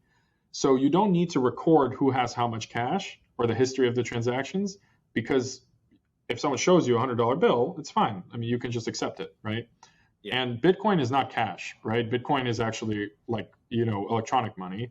And if you could make a electronic cash, so something that you send to somebody electronically, but it's provably real, you don't have to check a blockchain. Like the thing itself contains something. And that's the only way to do that, I think, is quantum money. Then the blockchain would become superfluous. Proof of work becomes superfluous. So you don't need any of that stuff, right? Yeah. So anyway, that's really maybe the future of that. But like, you heard it here first. Yeah. There's papers and stuff on quantum money. Scott Aronson has a talk on quantum money. That's like one of the quantum computing. I don't know. Are you familiar with Scott Aronson? No, I'm not. He's a really quirky character. I recommend checking out his blog. He has this really famous blog on quantum computing. I think he has a podcast with somebody, Lex Friedman maybe. Nice. And he's an interesting guy. He what did he do? He either skipped high school. I think he skipped high school and went straight to college. And he talks a lot about how he really enjoyed how to describe. I don't want to mischaracterize it, but he's an interesting character. He's very funny blog posts. Talks about quantum money in one of them, but he's mainly about quantum supremacy. That's his what he writes about. So he's when somebody says they have quantum supremacy, he's somebody who might be able to comment on that. Yeah. Anyway, we looked at quantum. We looked at different things, and there was this one thesis from MIT by this guy Ravi Papu. I think he works at InQtel now, which is the government VC arm. I think for what you're doing, deep tech startups, they're really interested in. We pitched them with SiPhox. They didn't invest, but when we were in YC early on, we pitched InQtel, and they invest in government strategic companies.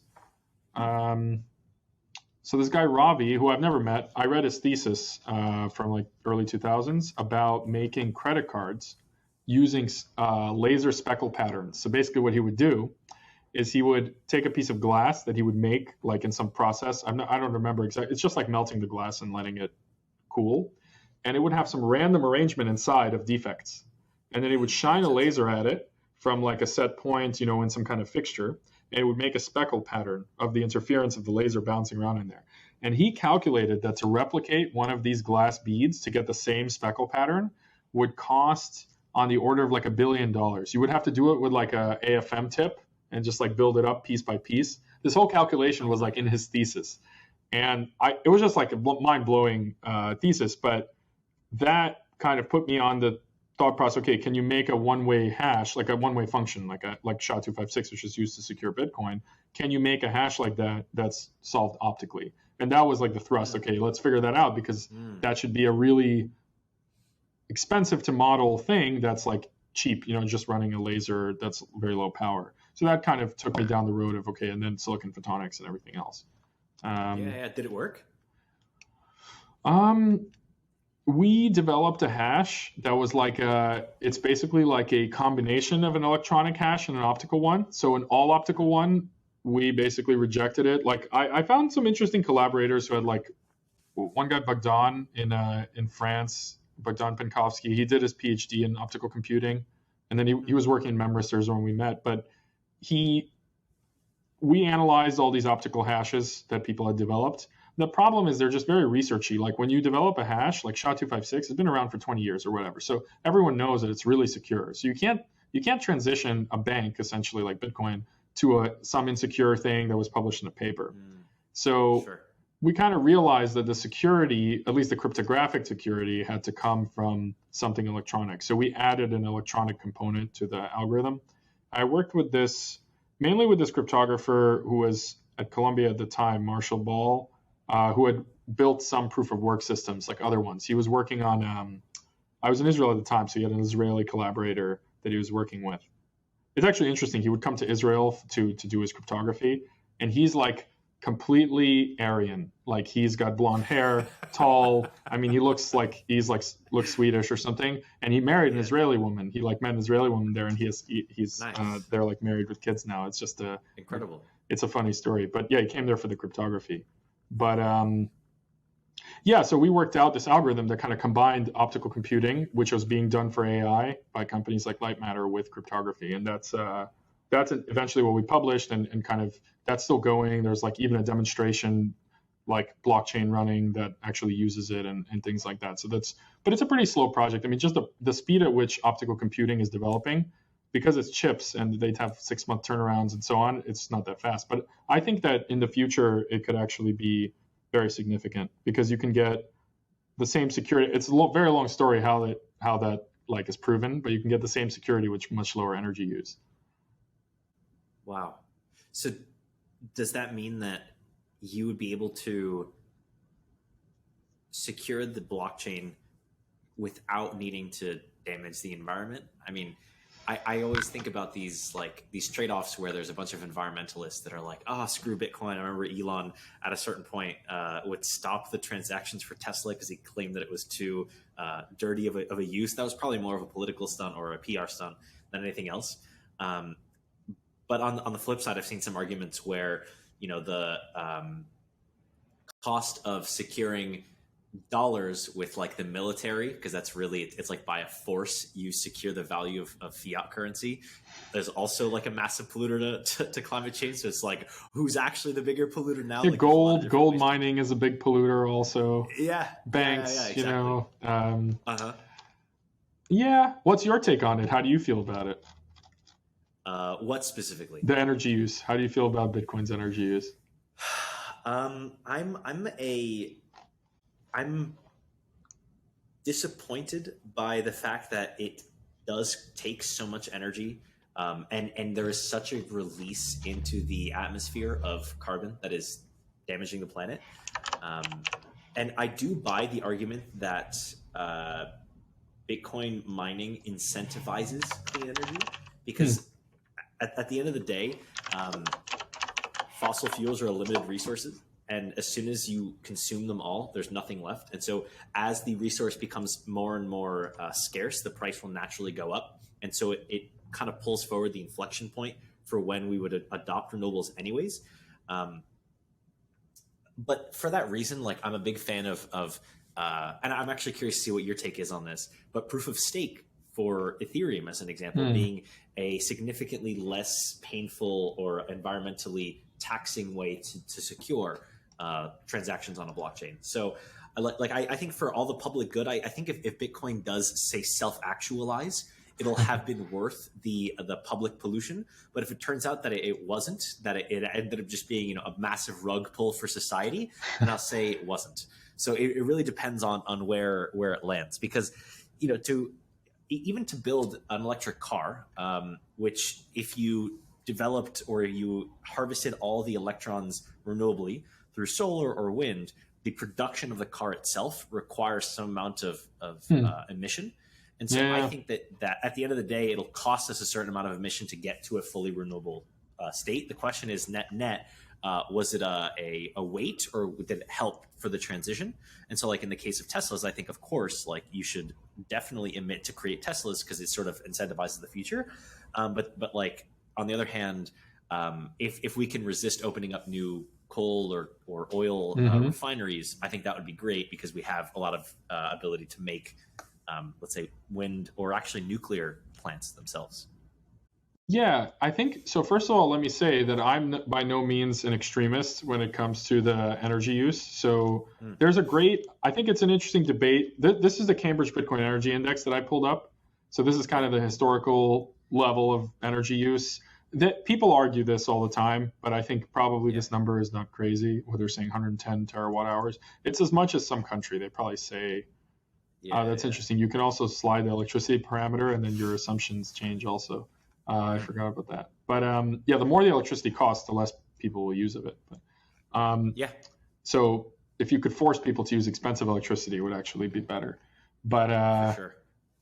Yeah, so there's this guy, Nick Carter, on he's mainly on Twitter, but he has a VC fund too. But he writes like very good, convincing arguments for why the energy use is not a big deal, why it's mainly renewable, and all this stuff. I think, he's also like on the other side of the spectrum. Like, some people are like writing stupid articles in the New York Times, like, this is how much energy a Bitcoin transaction uses. It's enough to run your washer for 30 years. And like, Thanks. I think those articles are like very ignorant. They're typically based on false assumptions and so on. Yeah. And I think it's just nice to, people like to, anything that's succeeding, people are going to be saying things, but like making up ways to attack it. However, I think Nick is also not totally correct, but in my opinion, the energy use is one component of this, and it could, if you imagine scaling Bitcoin another 10x or another 100x, it's going to use a lot of energy. So that's it's already using whatever it is, 1% of the world's energy or something. I will say, though, that I think the big problem with it being energy-based is actually the centralization. So you'll never beat a power plant with a small source of electricity. So even with the solar panel, in theory, you could break up solar, everyone could have one solar panel, but it's just never going to be more efficient than like a farm. And so, Sure. And nuclear and everything. So that to me runs directly against the whole idea of having the security be spread in a way where it's like you can't grab it, like it's better if it's completely separated everywhere. So in that world, it's better if you're spending your money on the hardware rather than the electricity. So basically, if you can just buy a piece of hardware, very low energy, you run it in your house or wherever, and then that contributes to the security. I think that's I think that actually, it just has less tail risk for the whole system. Regarding proof of stake,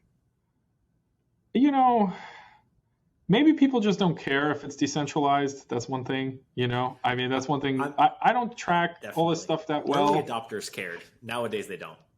Yeah, like that's less important. I'm not sure what's important. I see a lot of tweets about NFTs. To me, that's like pretty sad. A lot of people in the NFT space are just like flipping. They want some money, and it's just like, what can I buy to sell at a higher price? It's like, yeah, it's normal. I mean, it's just regular stuff. But I just proof of stake. I think there's some fundamental circular argument in there. There's like a physics reason it doesn't work, or not physics, maybe like game theoretic reason. What happens is they will publish a proof. This is also from conversations with cryptographers, but also my own thinking.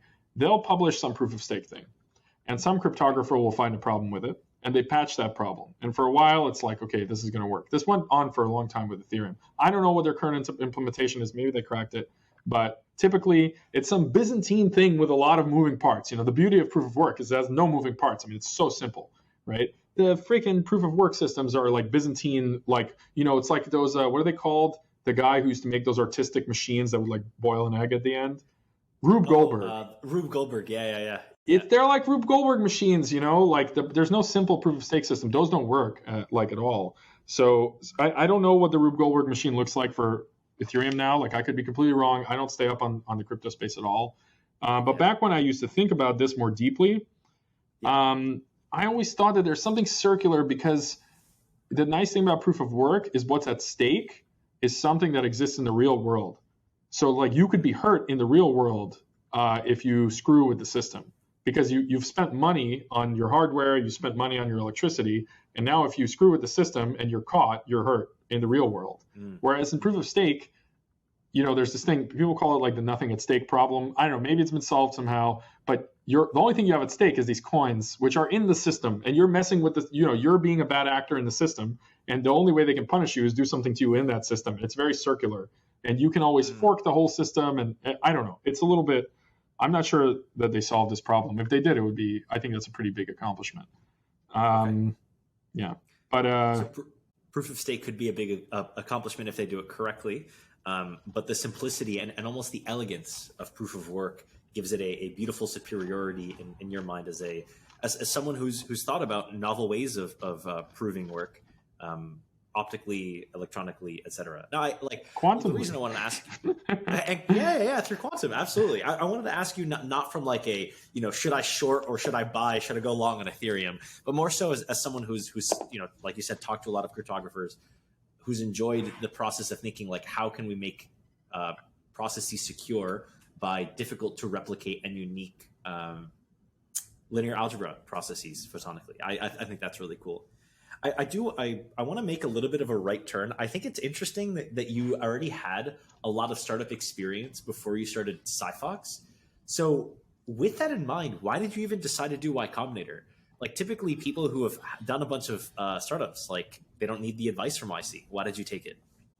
I mean, it's like I said, I think learning things like information is cheap, but mentorship is expensive in the modern, social economy. So I think, and also, like mentorship and also network, right? So it's just, I think the barrier to entry to starting a startup has dropped significantly. So when I was starting my first startup 10 years ago, there were no instructions anywhere. I mean, especially not for a hardware startup, but you probably experienced this too. Like You started Absolutely. your company a while ago, right? Like when you were in your undergrad, like nobody was doing it, especially in New York. Like the type of startups people were starting in New York had nothing to do with what I was doing. And even those people didn't have a total blueprint at the time. This is like, 2011 or something, 2012. And maybe in Silicon Valley it was more like already blueprinted. I'm not sure, but there wasn't really a blueprint. Like, how are you supposed to raise the first money? What is the YC safe? Did that exist in 2012? I'm not sure.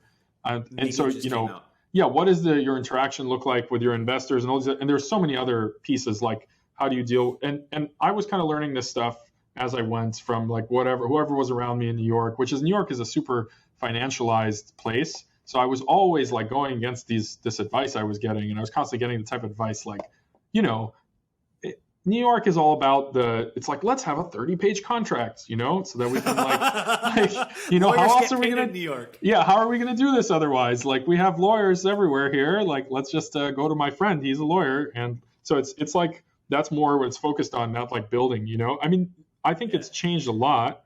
Now New York has a lot of startups and everything, but at the time it was more esoteric. Maybe I'm wrong. I don't know, but I think it was much. At least I wasn't aware of a lot of like a wealth of information around me. So when I started SiPhox with Diedrich, we weren't planning to do YC, but there was no plan to do YC. We were just sitting in a room, literally like we rented a room in some random building like 10 minutes away from MIT in like an industrial area, semi-industrial area. And we were just sitting in this room writing patents. That's what we were doing because we had no money. So we put our own money in to rent this room and spend we designed a chip and sent it out for fabrication. That's like something you can do pretty cheaply in a multi-project wafer run. That's what it's called when you share a wafer with people. But in general, we were writing patents and designing stuff. And the reason we decided to do YC, it's actually a funny story, was that we were thinking about building a COVID test, and we had this insight, which a lot of people had, but for us it was novel because we don't think about diagnostics, is that if every single human was tested every day for COVID, it would stop in a week, right? And the person who's been the best at arguing that is Michael Minna, because he made all these, at Harvard, I don't know if you've heard of him, but he made all these very clear mathematical arguments. He's like a public health guy. He also used to be like a monk. He's an interesting character. He was a monk for years, like in Indonesia or something. He basically made all these mathematical arguments, which are super obvious, in retrospect, but it's just, if you're R0, like how many people do you infect? Let's say you get COVID. How many people you infect? If it's below 1, after a while, it all goes away. So you don't even need to prevent people from infecting each other. You just need to have 100 people infect 90 people. And then those 90 infect 81 and so on. And so it's like, and then it extinguishes itself. It's self-terminating. Yes. If 100 people infect 110 people, then so, and it's obvious that if you could just take a test, I mean, we had this crazy experience where we went to TFC. This was like the biggest optics conference, and there were like no people there because during the time that we flew, like basically overnight, it was reported suddenly that there was COVID everywhere. At the time that we got on the plane, it was before they like announced that, oh wait, we haven't been doing testing. I don't know if you remember this moment. It was like in March. So my COVID, LOL. We came back from Italy, and I remember we actually decided to change our tickets back from Italy because Milan was going to close their airport, and we didn't want to be stuck in Milan. We were fundraising actually at the time, so I had to like come back and make sure that I got to my VC meetings in Silicon Valley. So yeah, there's the COVID changed, to your point, like on a dime. My the guys that I was there with was constantly refreshing the New York Times COVID count. Every time he was like on a lift, he's like, oh, it's gone up. Oh, it's gone up. And I was like, oh shit. So at a certain point we just decided like we couldn't afford to get stuck in the country and just left. But yeah, it was Yeah, it was an interesting couple of months. It was a really interesting time to be starting a company. We basically had nothing to do and nowhere to go, just sitting there, and anyway, we came back from this conference and we had to get COVID tested, especially me, because my mother is helping take care of my son who was just born. They were all home. I couldn't go home we didn't know anything about COVID, like the risks or anything. And I sat in this line to get a PCR test in my car for like 4 hours. And when they gave me the PCR test, the woman, she wasn't wearing a mask. Nobody wore masks for some reason. And like, I was the only person on the flight with a mask. I had brought I've been seeing on Twitter people reposting videos of Chinese people dousing everything in disinfectant with trucks. Yeah. And I thought, okay, maybe I should wear a mask. If they're that serious, because there's no way that disinfectant is doing anything, but if they're that scared, if they're spraying their trees with disinfectant, and I have these pictures of myself in the airport in whatever it was early March with me in a painter's mask, full painter's mask, and everyone around me completely unmasked, looking totally normal. I mean, it's just the craziest experience. And I felt like I was a zombie or something in this normal world or whatever. And when we came back, I couldn't get this test. I mean, it took forever. I had to go stay in Airbnb for 2 weeks, and Diedrich was trying to go, and it's this terrible experience. And when they finally did the test and they did the full on back of the nose test, it made me sneeze, and I sneezed right at this woman who was doing the test. And I was like, this whole situation is just crazy. Oh my God. And anyway, so we knew, we already had the biosensor, right? So we're like, okay, we should probably build a COVID test that could test everybody every day. We did all this math. We're like, a single foundry, if just one foundry, upstate New York, Global Foundries, there's a foundry called Fab 8 that makes silicon photonics. We calculated that we could make enough chips at that foundry to test every American every day. Just one place. Wow. Right? Yeah, it's because chips, it's just incredibly scalable. It's however many 10,000 chips a wafer, and then you have 100,000 wafers a month, and it just adds up. You can have billions of chips. Wow. And we did this math, and we're like, okay, we're going to build a COVID test. And Paul Buchheit at YC wrote a blog post, there should be more COVID testing. And that, yes, I somehow happened on Twitter, and that's why we applied to YC. That's how it happened. Wow. Yeah, so it was just an accident. It was March of the. Were you with then summer 20? Yeah.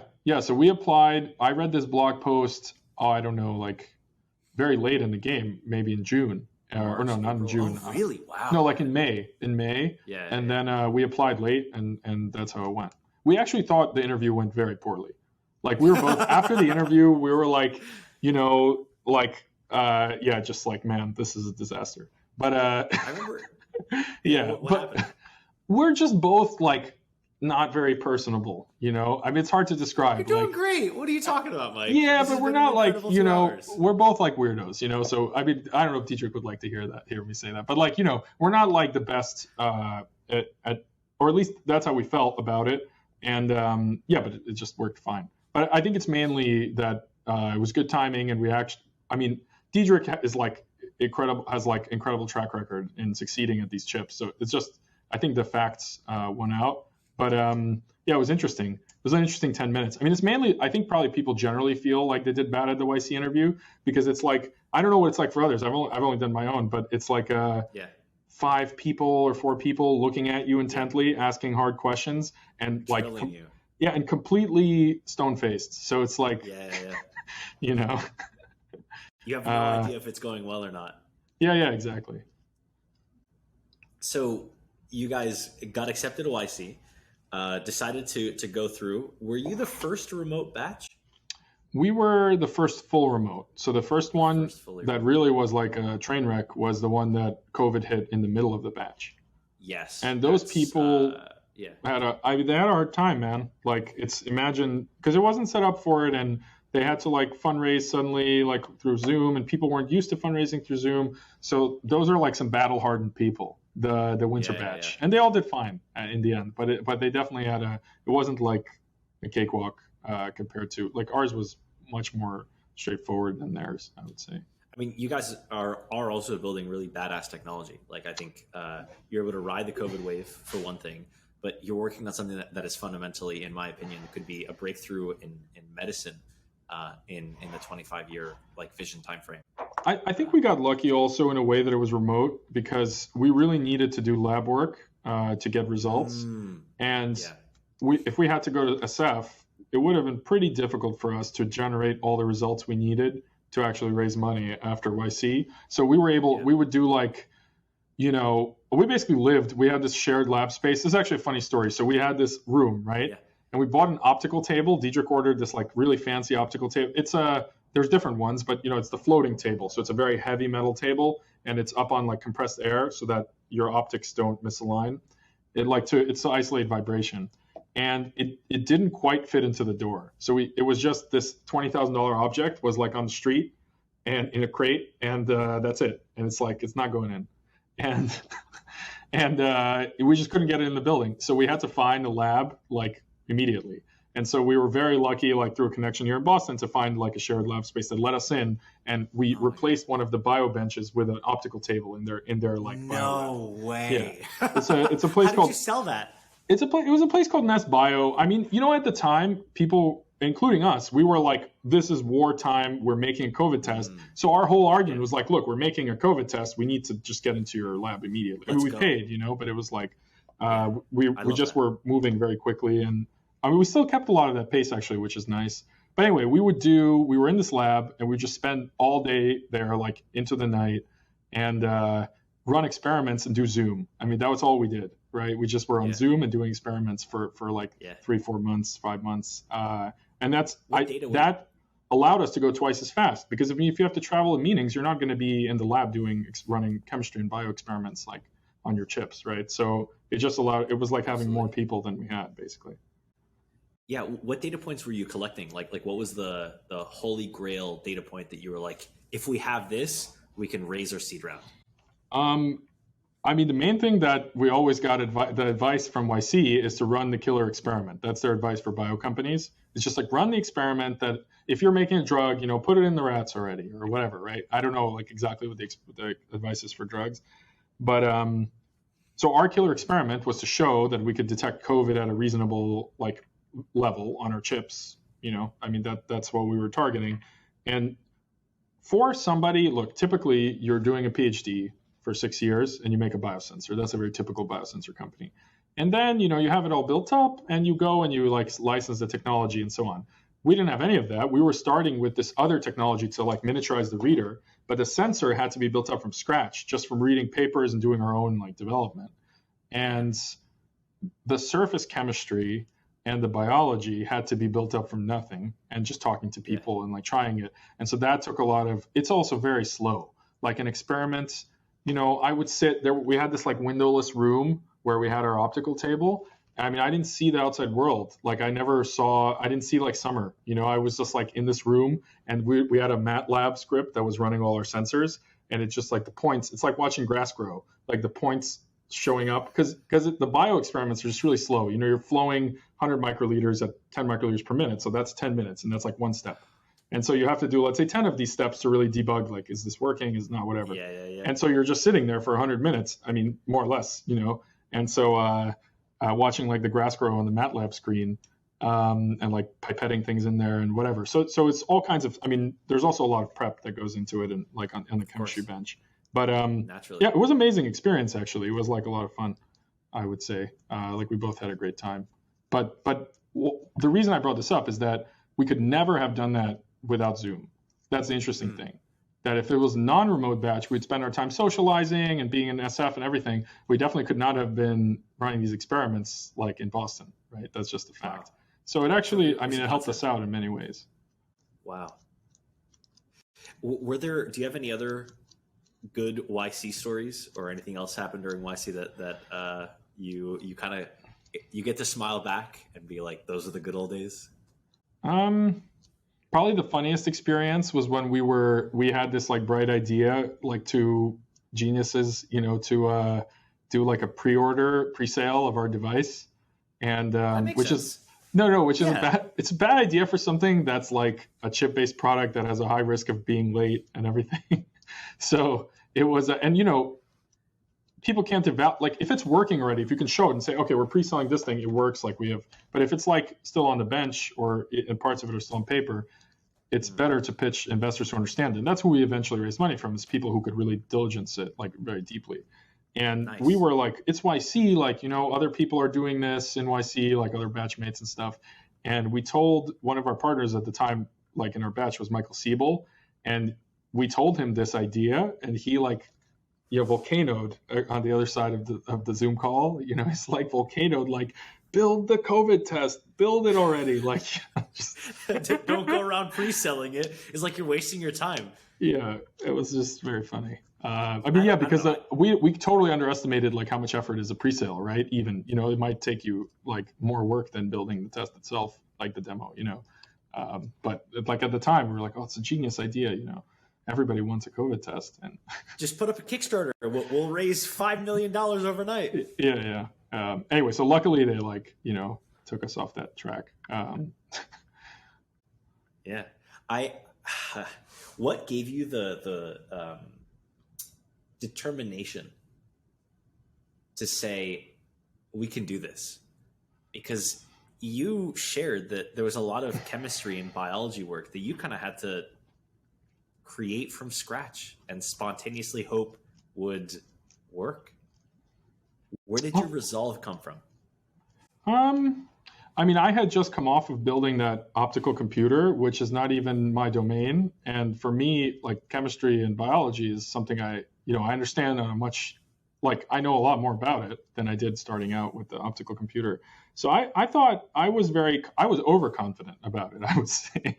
I thought, oh, we'll knock this out. Like it's, and it did work in the end, but it was, I think it was actually like a factor of 10 harder. And in fact, in the end, everything we did during YC was a great demo, but it all had to be redone for the product anyway. So it's like, because it just didn't work as well as it should for like more like reliability, not like performance, but reliability wasn't as good as it should be. So everything had to be reworked anyway, which is kind of funny. But I mean, that's typical for a startup, right? But yeah, I would say I was overconfident about getting those things done because it's my field of expertise, at least like, in terms of my education. Yeah. I need to ask then, how did you get raised? What was the pitch to investors? If you were saying that you had to scrap all of that initial data, the data was good. The data was good. We had to scrap all the processes that we developed and all the like proteins that we used and everything because it just was suboptimal. Like it didn't always work and there were bugs in it. Like it's just like software, like you can show a great demo, but it can still be buggy. And in the end, it had to be rebuilt to be scalable, basically, which again, this happens with all products, but I thought, oh yeah, we're putting down some real foundational stuff here. But actually we had to, I don't know, like I'm just seeing my own camera, like this book, like, at some point, like a couple months after raising our seed rounds, like, we finished like the KOSLA, like due diligence and everything. And, we had to sit down, like we moved to a new space and a lot of our surface chemistry stopped working because of unknown reasons, actually, just from moving labs. And I mean, I spent like a weekend reading this book. I mean, this is like the handbook of semiconductor wafer cleaning technology, So it's like, and then after like reading whatever, like a third of this book, and it's actually Diederik has this amazing advice because he's like, spent a lot of time just developing very difficult things. It's like the textbooks and the theses are where the information is. If you read papers, they usually skip, a lot of important stuff. But if you read the thesis or the textbook, that's like where the people are really trying to explain it to you. And so like this book was actually incredibly valuable, but this goes through like every single method for cleaning the surface of a chip and like how it works in like the deepest detail and so on. And so we had to go down to that level to really get it to be like robust. Can you talk a little bit about the pitch that you made to KOSLA and the decision for them to invest? We had already raised, like the really big breakthrough for us was raising like the first couple of million. And that was really hard. We had to pitch, we were pitching like a lot of investors and we weren't very good at it first. Like our pitch got a lot better as we went. KOSLA, they're just an incredible investor for this type of technology because they've just bet on a lot of these startups before. And they know, it's just very hard to diligence for most investors, realistically, like both like Photonics, they had somebody with Photonics experience. They had somebody that, this was kind of scary for us, but they like asked to read all of our patents. So like we sent them all the patents we had submitted. And they were able to diligence many things. They've just invested a lot of diagnostics companies, a lot of Photonics. So it's more about like a Venn diagram kind of thing, like who knows all these different pieces that can actually decide like, is this worthwhile, like to put like a big check into this. So I think And I have to say, like, definitely, if not for YC, I don't think we would have been connected with them, right? Because we were just like in Boston, like we didn't really have the network to like meet them or anything. So I think that's like a pure, maybe it could have happened, but I think the chances are due to YC were much higher. Yeah, the networking and the mentorship, like you said, really. There's so much noise. There's so much noise in things like biosensors, where people are pitching like all kinds of biosensors all the time out of academia. So having some kind of filter that's like, all right, these people were vetted by YC increases the chances that somebody will actually go deep enough to understand, like, is this technology valuable? So I think that's one of the benefits is like YC will get people to like take it more seriously. And then, if there's really substance there, then, you can't get through without substance anyway, but people just won't even look, right? So like they won't look deeply. To your point, I think there's a lot of vaporware out there, and it requires technical chops to break through all of that. And it feels like with the investor cycle these days, there's just so much money flowing around that crap ideas that don't have any technical backbone will get funded because folks can't do the DD. So I think it's really impressive that what you guys built stood up to Khosala's pressure from all these different sides. I think that's really cool and really impressive. Yeah, it was an interesting process for us. It was like very, yeah. I mean, I think, these funding rounds, the way I see it is like, it always is, if you haven't done one of them before, like we did, my like electric car charging company, we were kind of acqui-hired, and then I was part of some fundraising in the next company, but I didn't lead it. So I didn't experience like, okay, what's it like to really have to do this? But I was more like in the technical diligence. But I think these funding rounds, if you haven't done one before, it always feels super hard. And then after you're done with it, you're like, oh yeah, if I had to do that again, it wouldn't be that hard. But the problem is you'll never have to do it again, because once you've done one, it's going to be very different the next time you do it. So you're never going to be doing it for the first time. So it's kind of a skill that you pick up as you like. That's why they recommend, I'm sure you've heard this recommendation, but it's because you did YC also, and maybe it's common, is to pitch easier investors first that you don't really, it's not that important to you if they pass, because you're going to get the same questions from them as others, and you'll see, you're going to fail at those pitches. So it's like, you want to have some mileage before you start really pitching people that you don't want to miss out on. But it's an interesting experience. It's like, you don't get to use it again, which is a little bit sad. Yeah. But at least you did well enough to have gotten your company funded. So that's really what matters. You got the seat check. You guys are crushing. The last thing that I want to ask is, for the doughy-eyed, potentially ignorant, but still ambitious and starry-eyed wannabe founder that's technical, right? They just finished their bachelor's or their master's or their PhD. Someone that wants to be in your shoes. They want to have a company that is deeply technical, that could potentially change the world, that's funded.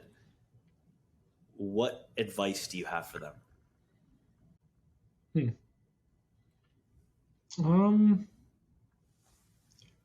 I think it's very, very hard to know the trade-offs in a space. So, for example, whatever's written in papers typically does not quite encompass like all the trade-offs. And so it's very hard to know if what you have or if your idea or something like that is actually, if you're actually solving the real problem, or if you're solving a problem that you're not aware is solved, or if the true problem you're not even aware exists, and things like that. So I think the hardest part, especially like a technical startup, is to get the landscape, like really understand what would it take to make like a truly valuable device or truly valuable solution. And I think the only way to do that is to talk to people who really know, not like somebody who knows something about it, but the people that have like succeeded at making the trade-offs, like basically at least one generation under you, like just somebody who's 5 or 10 years older than you, who can say like, yeah, this is what we did and it actually worked or didn't work, and for these reasons.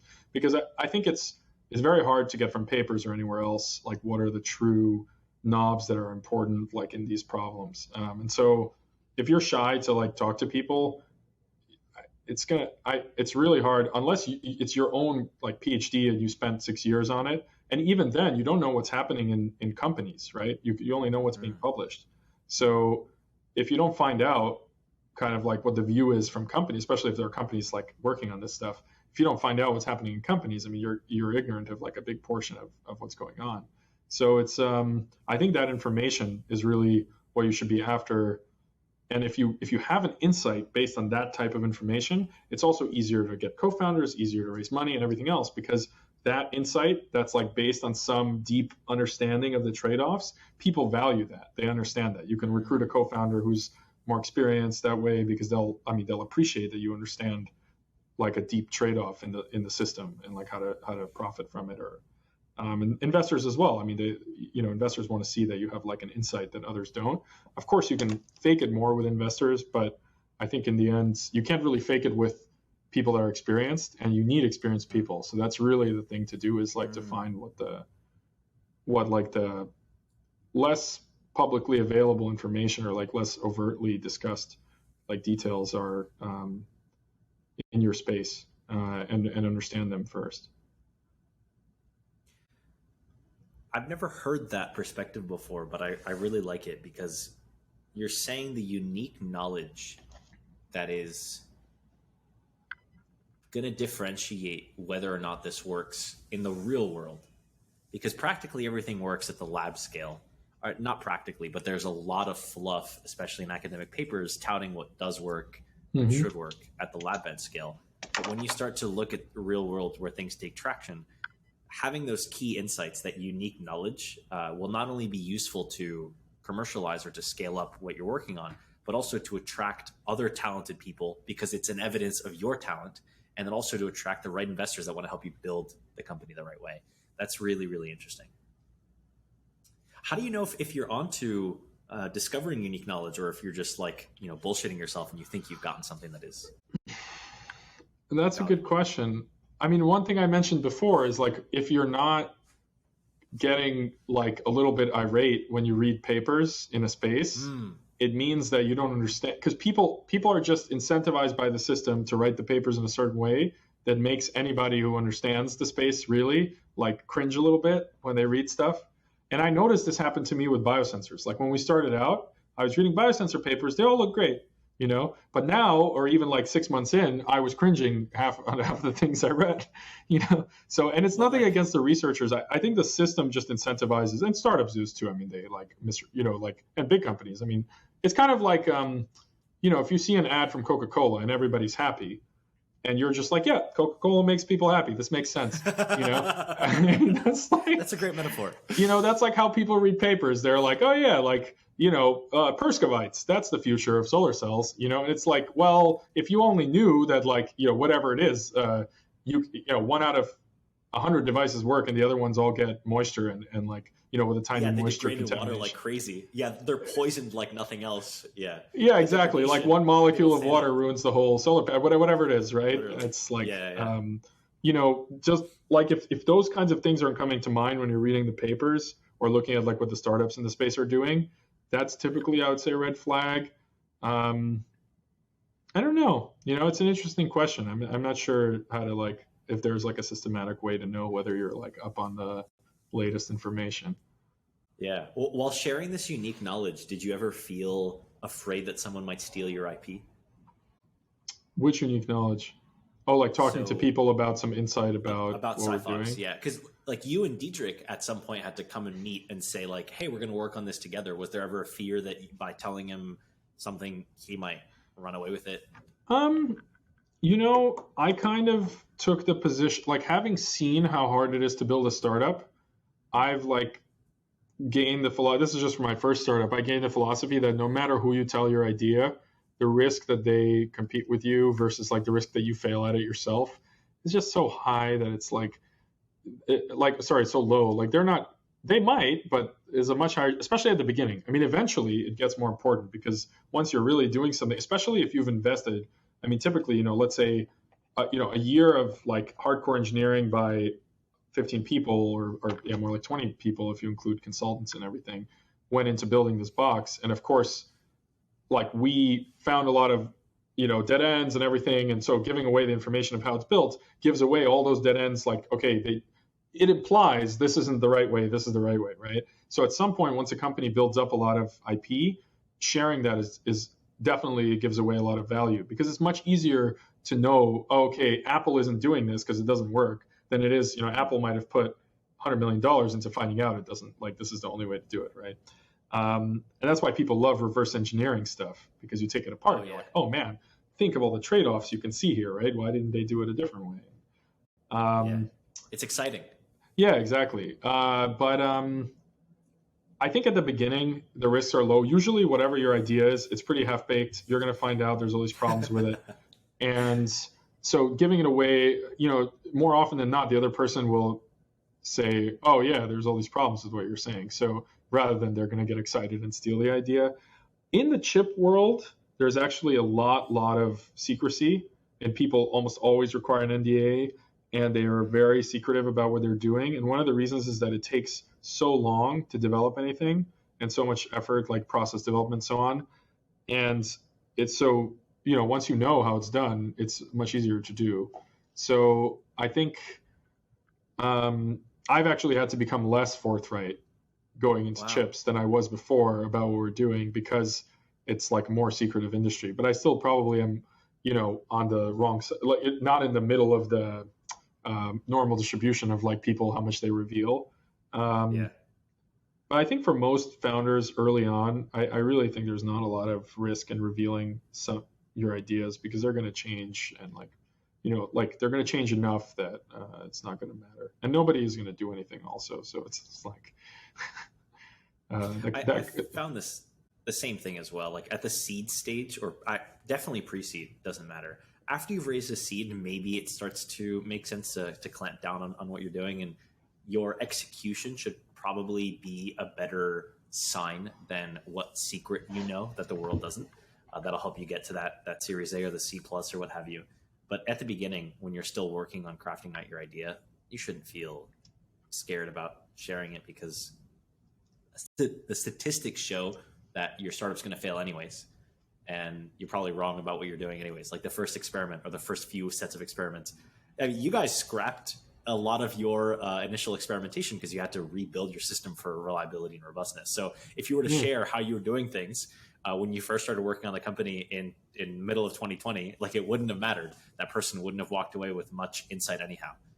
Exactly. It does get, progressively, like we're now at the point where that's not the case at all, but definitely for sure. We benefited a lot. I would talk to anyone who would talk to us about how to run an immunoassay, how to do COVID testing, how does it work. Like I would just tell every single detail of what we're doing almost to anybody who would listen in the community to like find out more about it. And that was also like big Zoom was, useful for that, because people are like, will take meetings much more easily.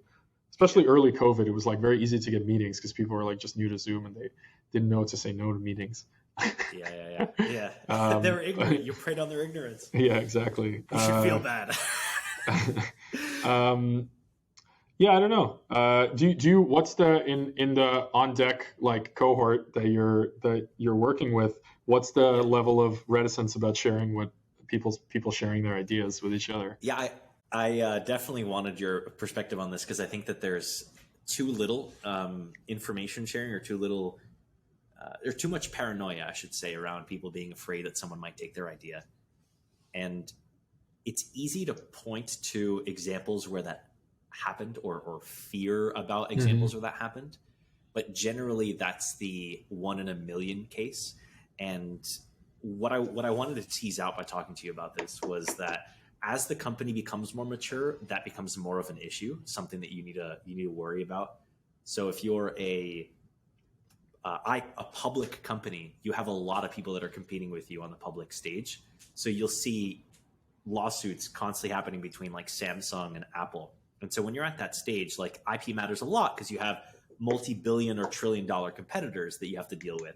But at the very early stages, when it's just you or you and a co-founder, maybe 3 to 5 people, you don't really have enough evidence that what you're even proposing has value to it, that no one is going to take that seriously. So the chances of that idea getting scooped is so low that you actually lose out on the benefits of being forthright and the spontaneous serendipity that comes from sharing that idea and being associated with it, that someone who knows someone might introduce you to a person that can actually help you make a big difference on the thing you're working on. So I generally advise people to share, like you can keep, let's say, the core of the core kerneled, but share everything that's second, third, and fourth order away from that. Like exactly how the sausage is made doesn't necessarily need like you don't have to write out the SOP and hand it out to everyone, but you can talk about what uniquely you discovered that enables you to make a better solar cell or a better biosensor that people aren't doing or people aren't thinking about.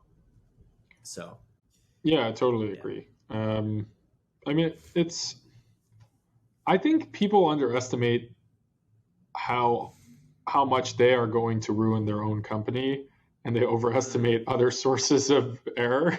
They are the problem. I mean, I think that's true. Like failing start. I mean, okay, that's probably harsh, but like, I haven't really seen, including my own, efforts and everything, I haven't really seen anything fail due to external forces. I mean, it happens. I've seen some companies that failed due to COVID because they were about to submit something to the FDA, and then the FDA said, we're only accepting COVID tests. Like we're not going to do anything right now.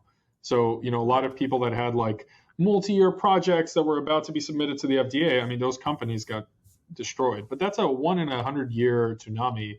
I mean, the reality is that in most cases, in my travels of startups, I've mainly seen people self-sabotaging or having making like tactical strategic mistakes and stuff. I haven't really seen companies get like doing great and then some external force ruins their prospects. It probably happens. Like I haven't seen that many companies, but it reminds me of the PG, like startups don't necessarily fail. It's the founders give up. So is it stuff like that? Or like, I mean, you have to, right? Like just mathematically, you kind of have to give up for the startup to stop. But I think also, I just think if the more time you spend trying to prevent like some kind of theoretical danger from outside versus trying to optimize what you're actually doing. So, like if you can't explain to other people what you're doing, you can't get their advice. Who knows what you're doing? You could be doing something crazy. And it's like, that risk is way higher. I mean, in my opinion, like, that's the risk you're trying to, retire is like that. What you're doing, if you presented it to somebody who's an expert in like an adjacent field, they're not going to say, whoa, man, like this isn't going to work at all for this, this reason. And then you just fix that. Right. So it's, It's for the same reason you pay people who have done the FDA process to walk you through, like, here's what the FDA generally likes to see, instead of you just kind of YOLOing in blind and burning all this time and all this money and all this effort, and then you're on some blacklist you don't even know about. Just talk to the people, just be friendly. It reminds me of something Sam Altman said as well, which is relationships are built through effort and interpersonal connections. And if you're Wow, I completely botched that. There's something, God, I ended up reading it a few days ago, but the takeaway was you have to talk to other people and get your ideas to spread or to share, because also if you don't discuss what you're working on, you can't find co-founders, you can't find customers, you can't find other evangelists. And the only thing worse than a product that doesn't work is a product that does work but has zero distribution. And so it's as if the tree fell but no one heard it. I wonder if in software it's more like you can do more, like the reactions are more reversible. So it's like you make a mistake, you go back to your starting point. You make another mistake, you go back to your starting point, and then eventually you find like the direction. You don't get as many shots at goal with hardware. The cost of experimentation is way higher than hardware, to your point. Exactly. Like maybe in software, you just don't need to, you can just experiment with your users basically instead of asking people for advice potentially. I don't know. I've never done a software company. I'm very jealous, in fact, of people doing software companies. I mean, it's like, it looks really cheaper. It just looks really fun, let's just sit and build the product without anybody's, permission basically. And then we'll try it on the people. And if it doesn't work, we'll try it on some other people. And I mean, I'm sure it's much harder than that, but, at least the grass looks greener, definitely, when I think about that. Like, it would just be a lot of fun. Definitely. to do The software. difference, though, is you could spend all this time building something that you think is miraculously brilliant from a software perspective, and then you put it in front of users, and users just don't give a fuck. But at the end of the day, if you're extinguishing real-world fires, yeah, it's easier to find problems that are obvious problems or something in hardware, and that are genuinely needed in the deep tech space. So if you could, as an example, detect insulin on a more frequent basis, practically everyone that cares about that measurement will want your product, right? Whether it's doctors, whether it's clients or biohackers, what have you. But just because you have an idea for a Chrome mixed extension. reality photo sharing app, so it's like Instagram but for VR, doesn't mean that people will care or that even has to be adopted. So yeah, that's a good point. There are less low hanging like obvious problems because those get taken out, like search. Definitely. The customers are also way more fickle. So because the barrier to entries are so low, you can get scooped way more easily. It's like how Yahoo got wrecked by Google, even though they were number one. That it's harder to see that happen in hardware, but not necessarily impossible, right? Like Tesla made a better car than practically every other car company, so that's what's kind of happening these days. But before we close out, is there any like last story, anecdote, piece of data that you want to share that we didn't get to but you think is cool? Let's see. Yeah, do I have a story about you? But it's I hope not. Yeah. Stories about me generally don't go over well. Yeah, no, I don't. I mean, there's like, when you first moved to Boston, but it's nothing. Wasn't that? Yeah. I mean, it was great grabbing coffee with you and yeah, chatting. that's true. Like that was. It's good. I mean, I imagine that's what it's like in being a YC founder in San Francisco. You could actually like meet a lot of YC founders, Yeah. but we mainly met people only through Zoom. So it's but that's not a good story. It's like, it doesn't rise. I don't know if it rises to the level of like interest for other people, but one thing that you have to publish at some point, and you might not have the time for it, but I'd love to see it, would be the before and after, or the build progress of the lab that you guys are currently working in. Because when I first toured it, it looks incredible. Like it's a fully fledged out wet lab with all the beautiful, like you have your not Photonics table. What's the table? The optical tables. The optical table, yeah. Those are there. You can see. It's beautiful. Like you should do a panorama or something of the lab. But what blew me away is when you said that the lab that you're currently in used to be a church at some point. You guys had to completely revamp it and remodel it entirely. There was a hole that you could fit someone inside of, like in the middle. Yeah, of the lab. that is a good story. I just forgot about it, but it's kind of funny. So yeah, I'm in the church right now. So are you?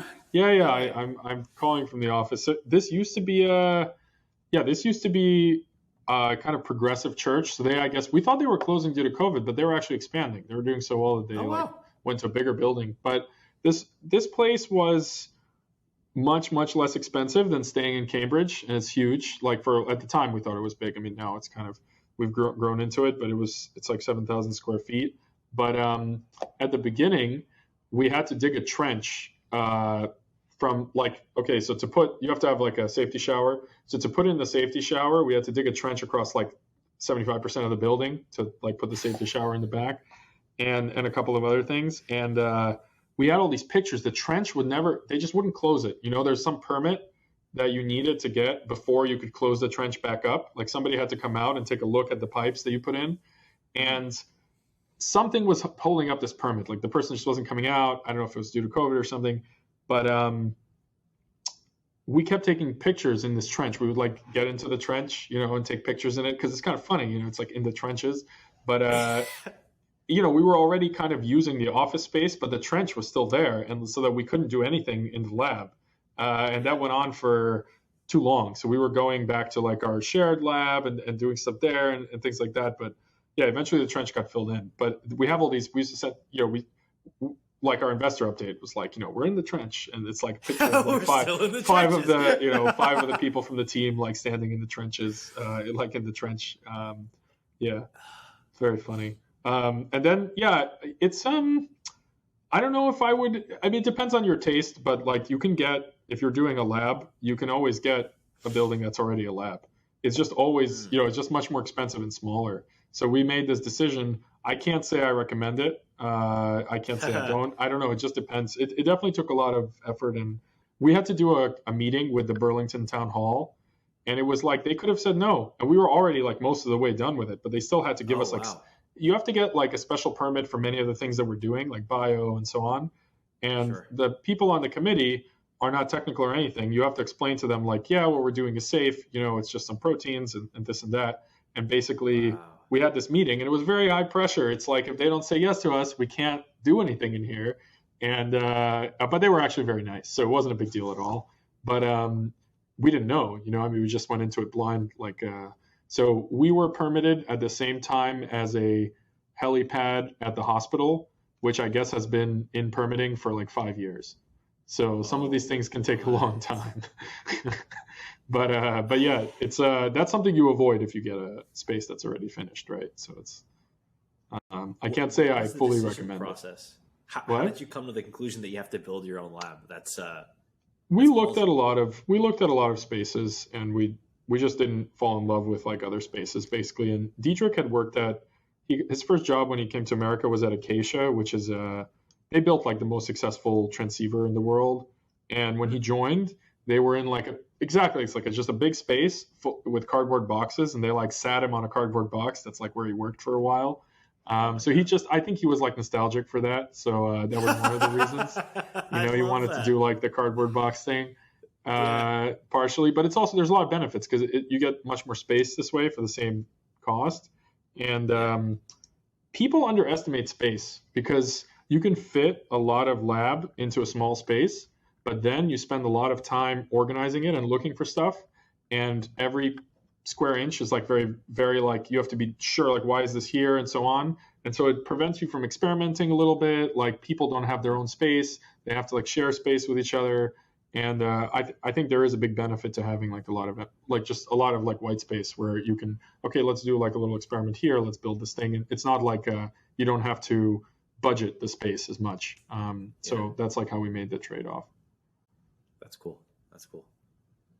Thank you so much for taking the time and talking, man. We've been going for a few hours. It's like all over the place.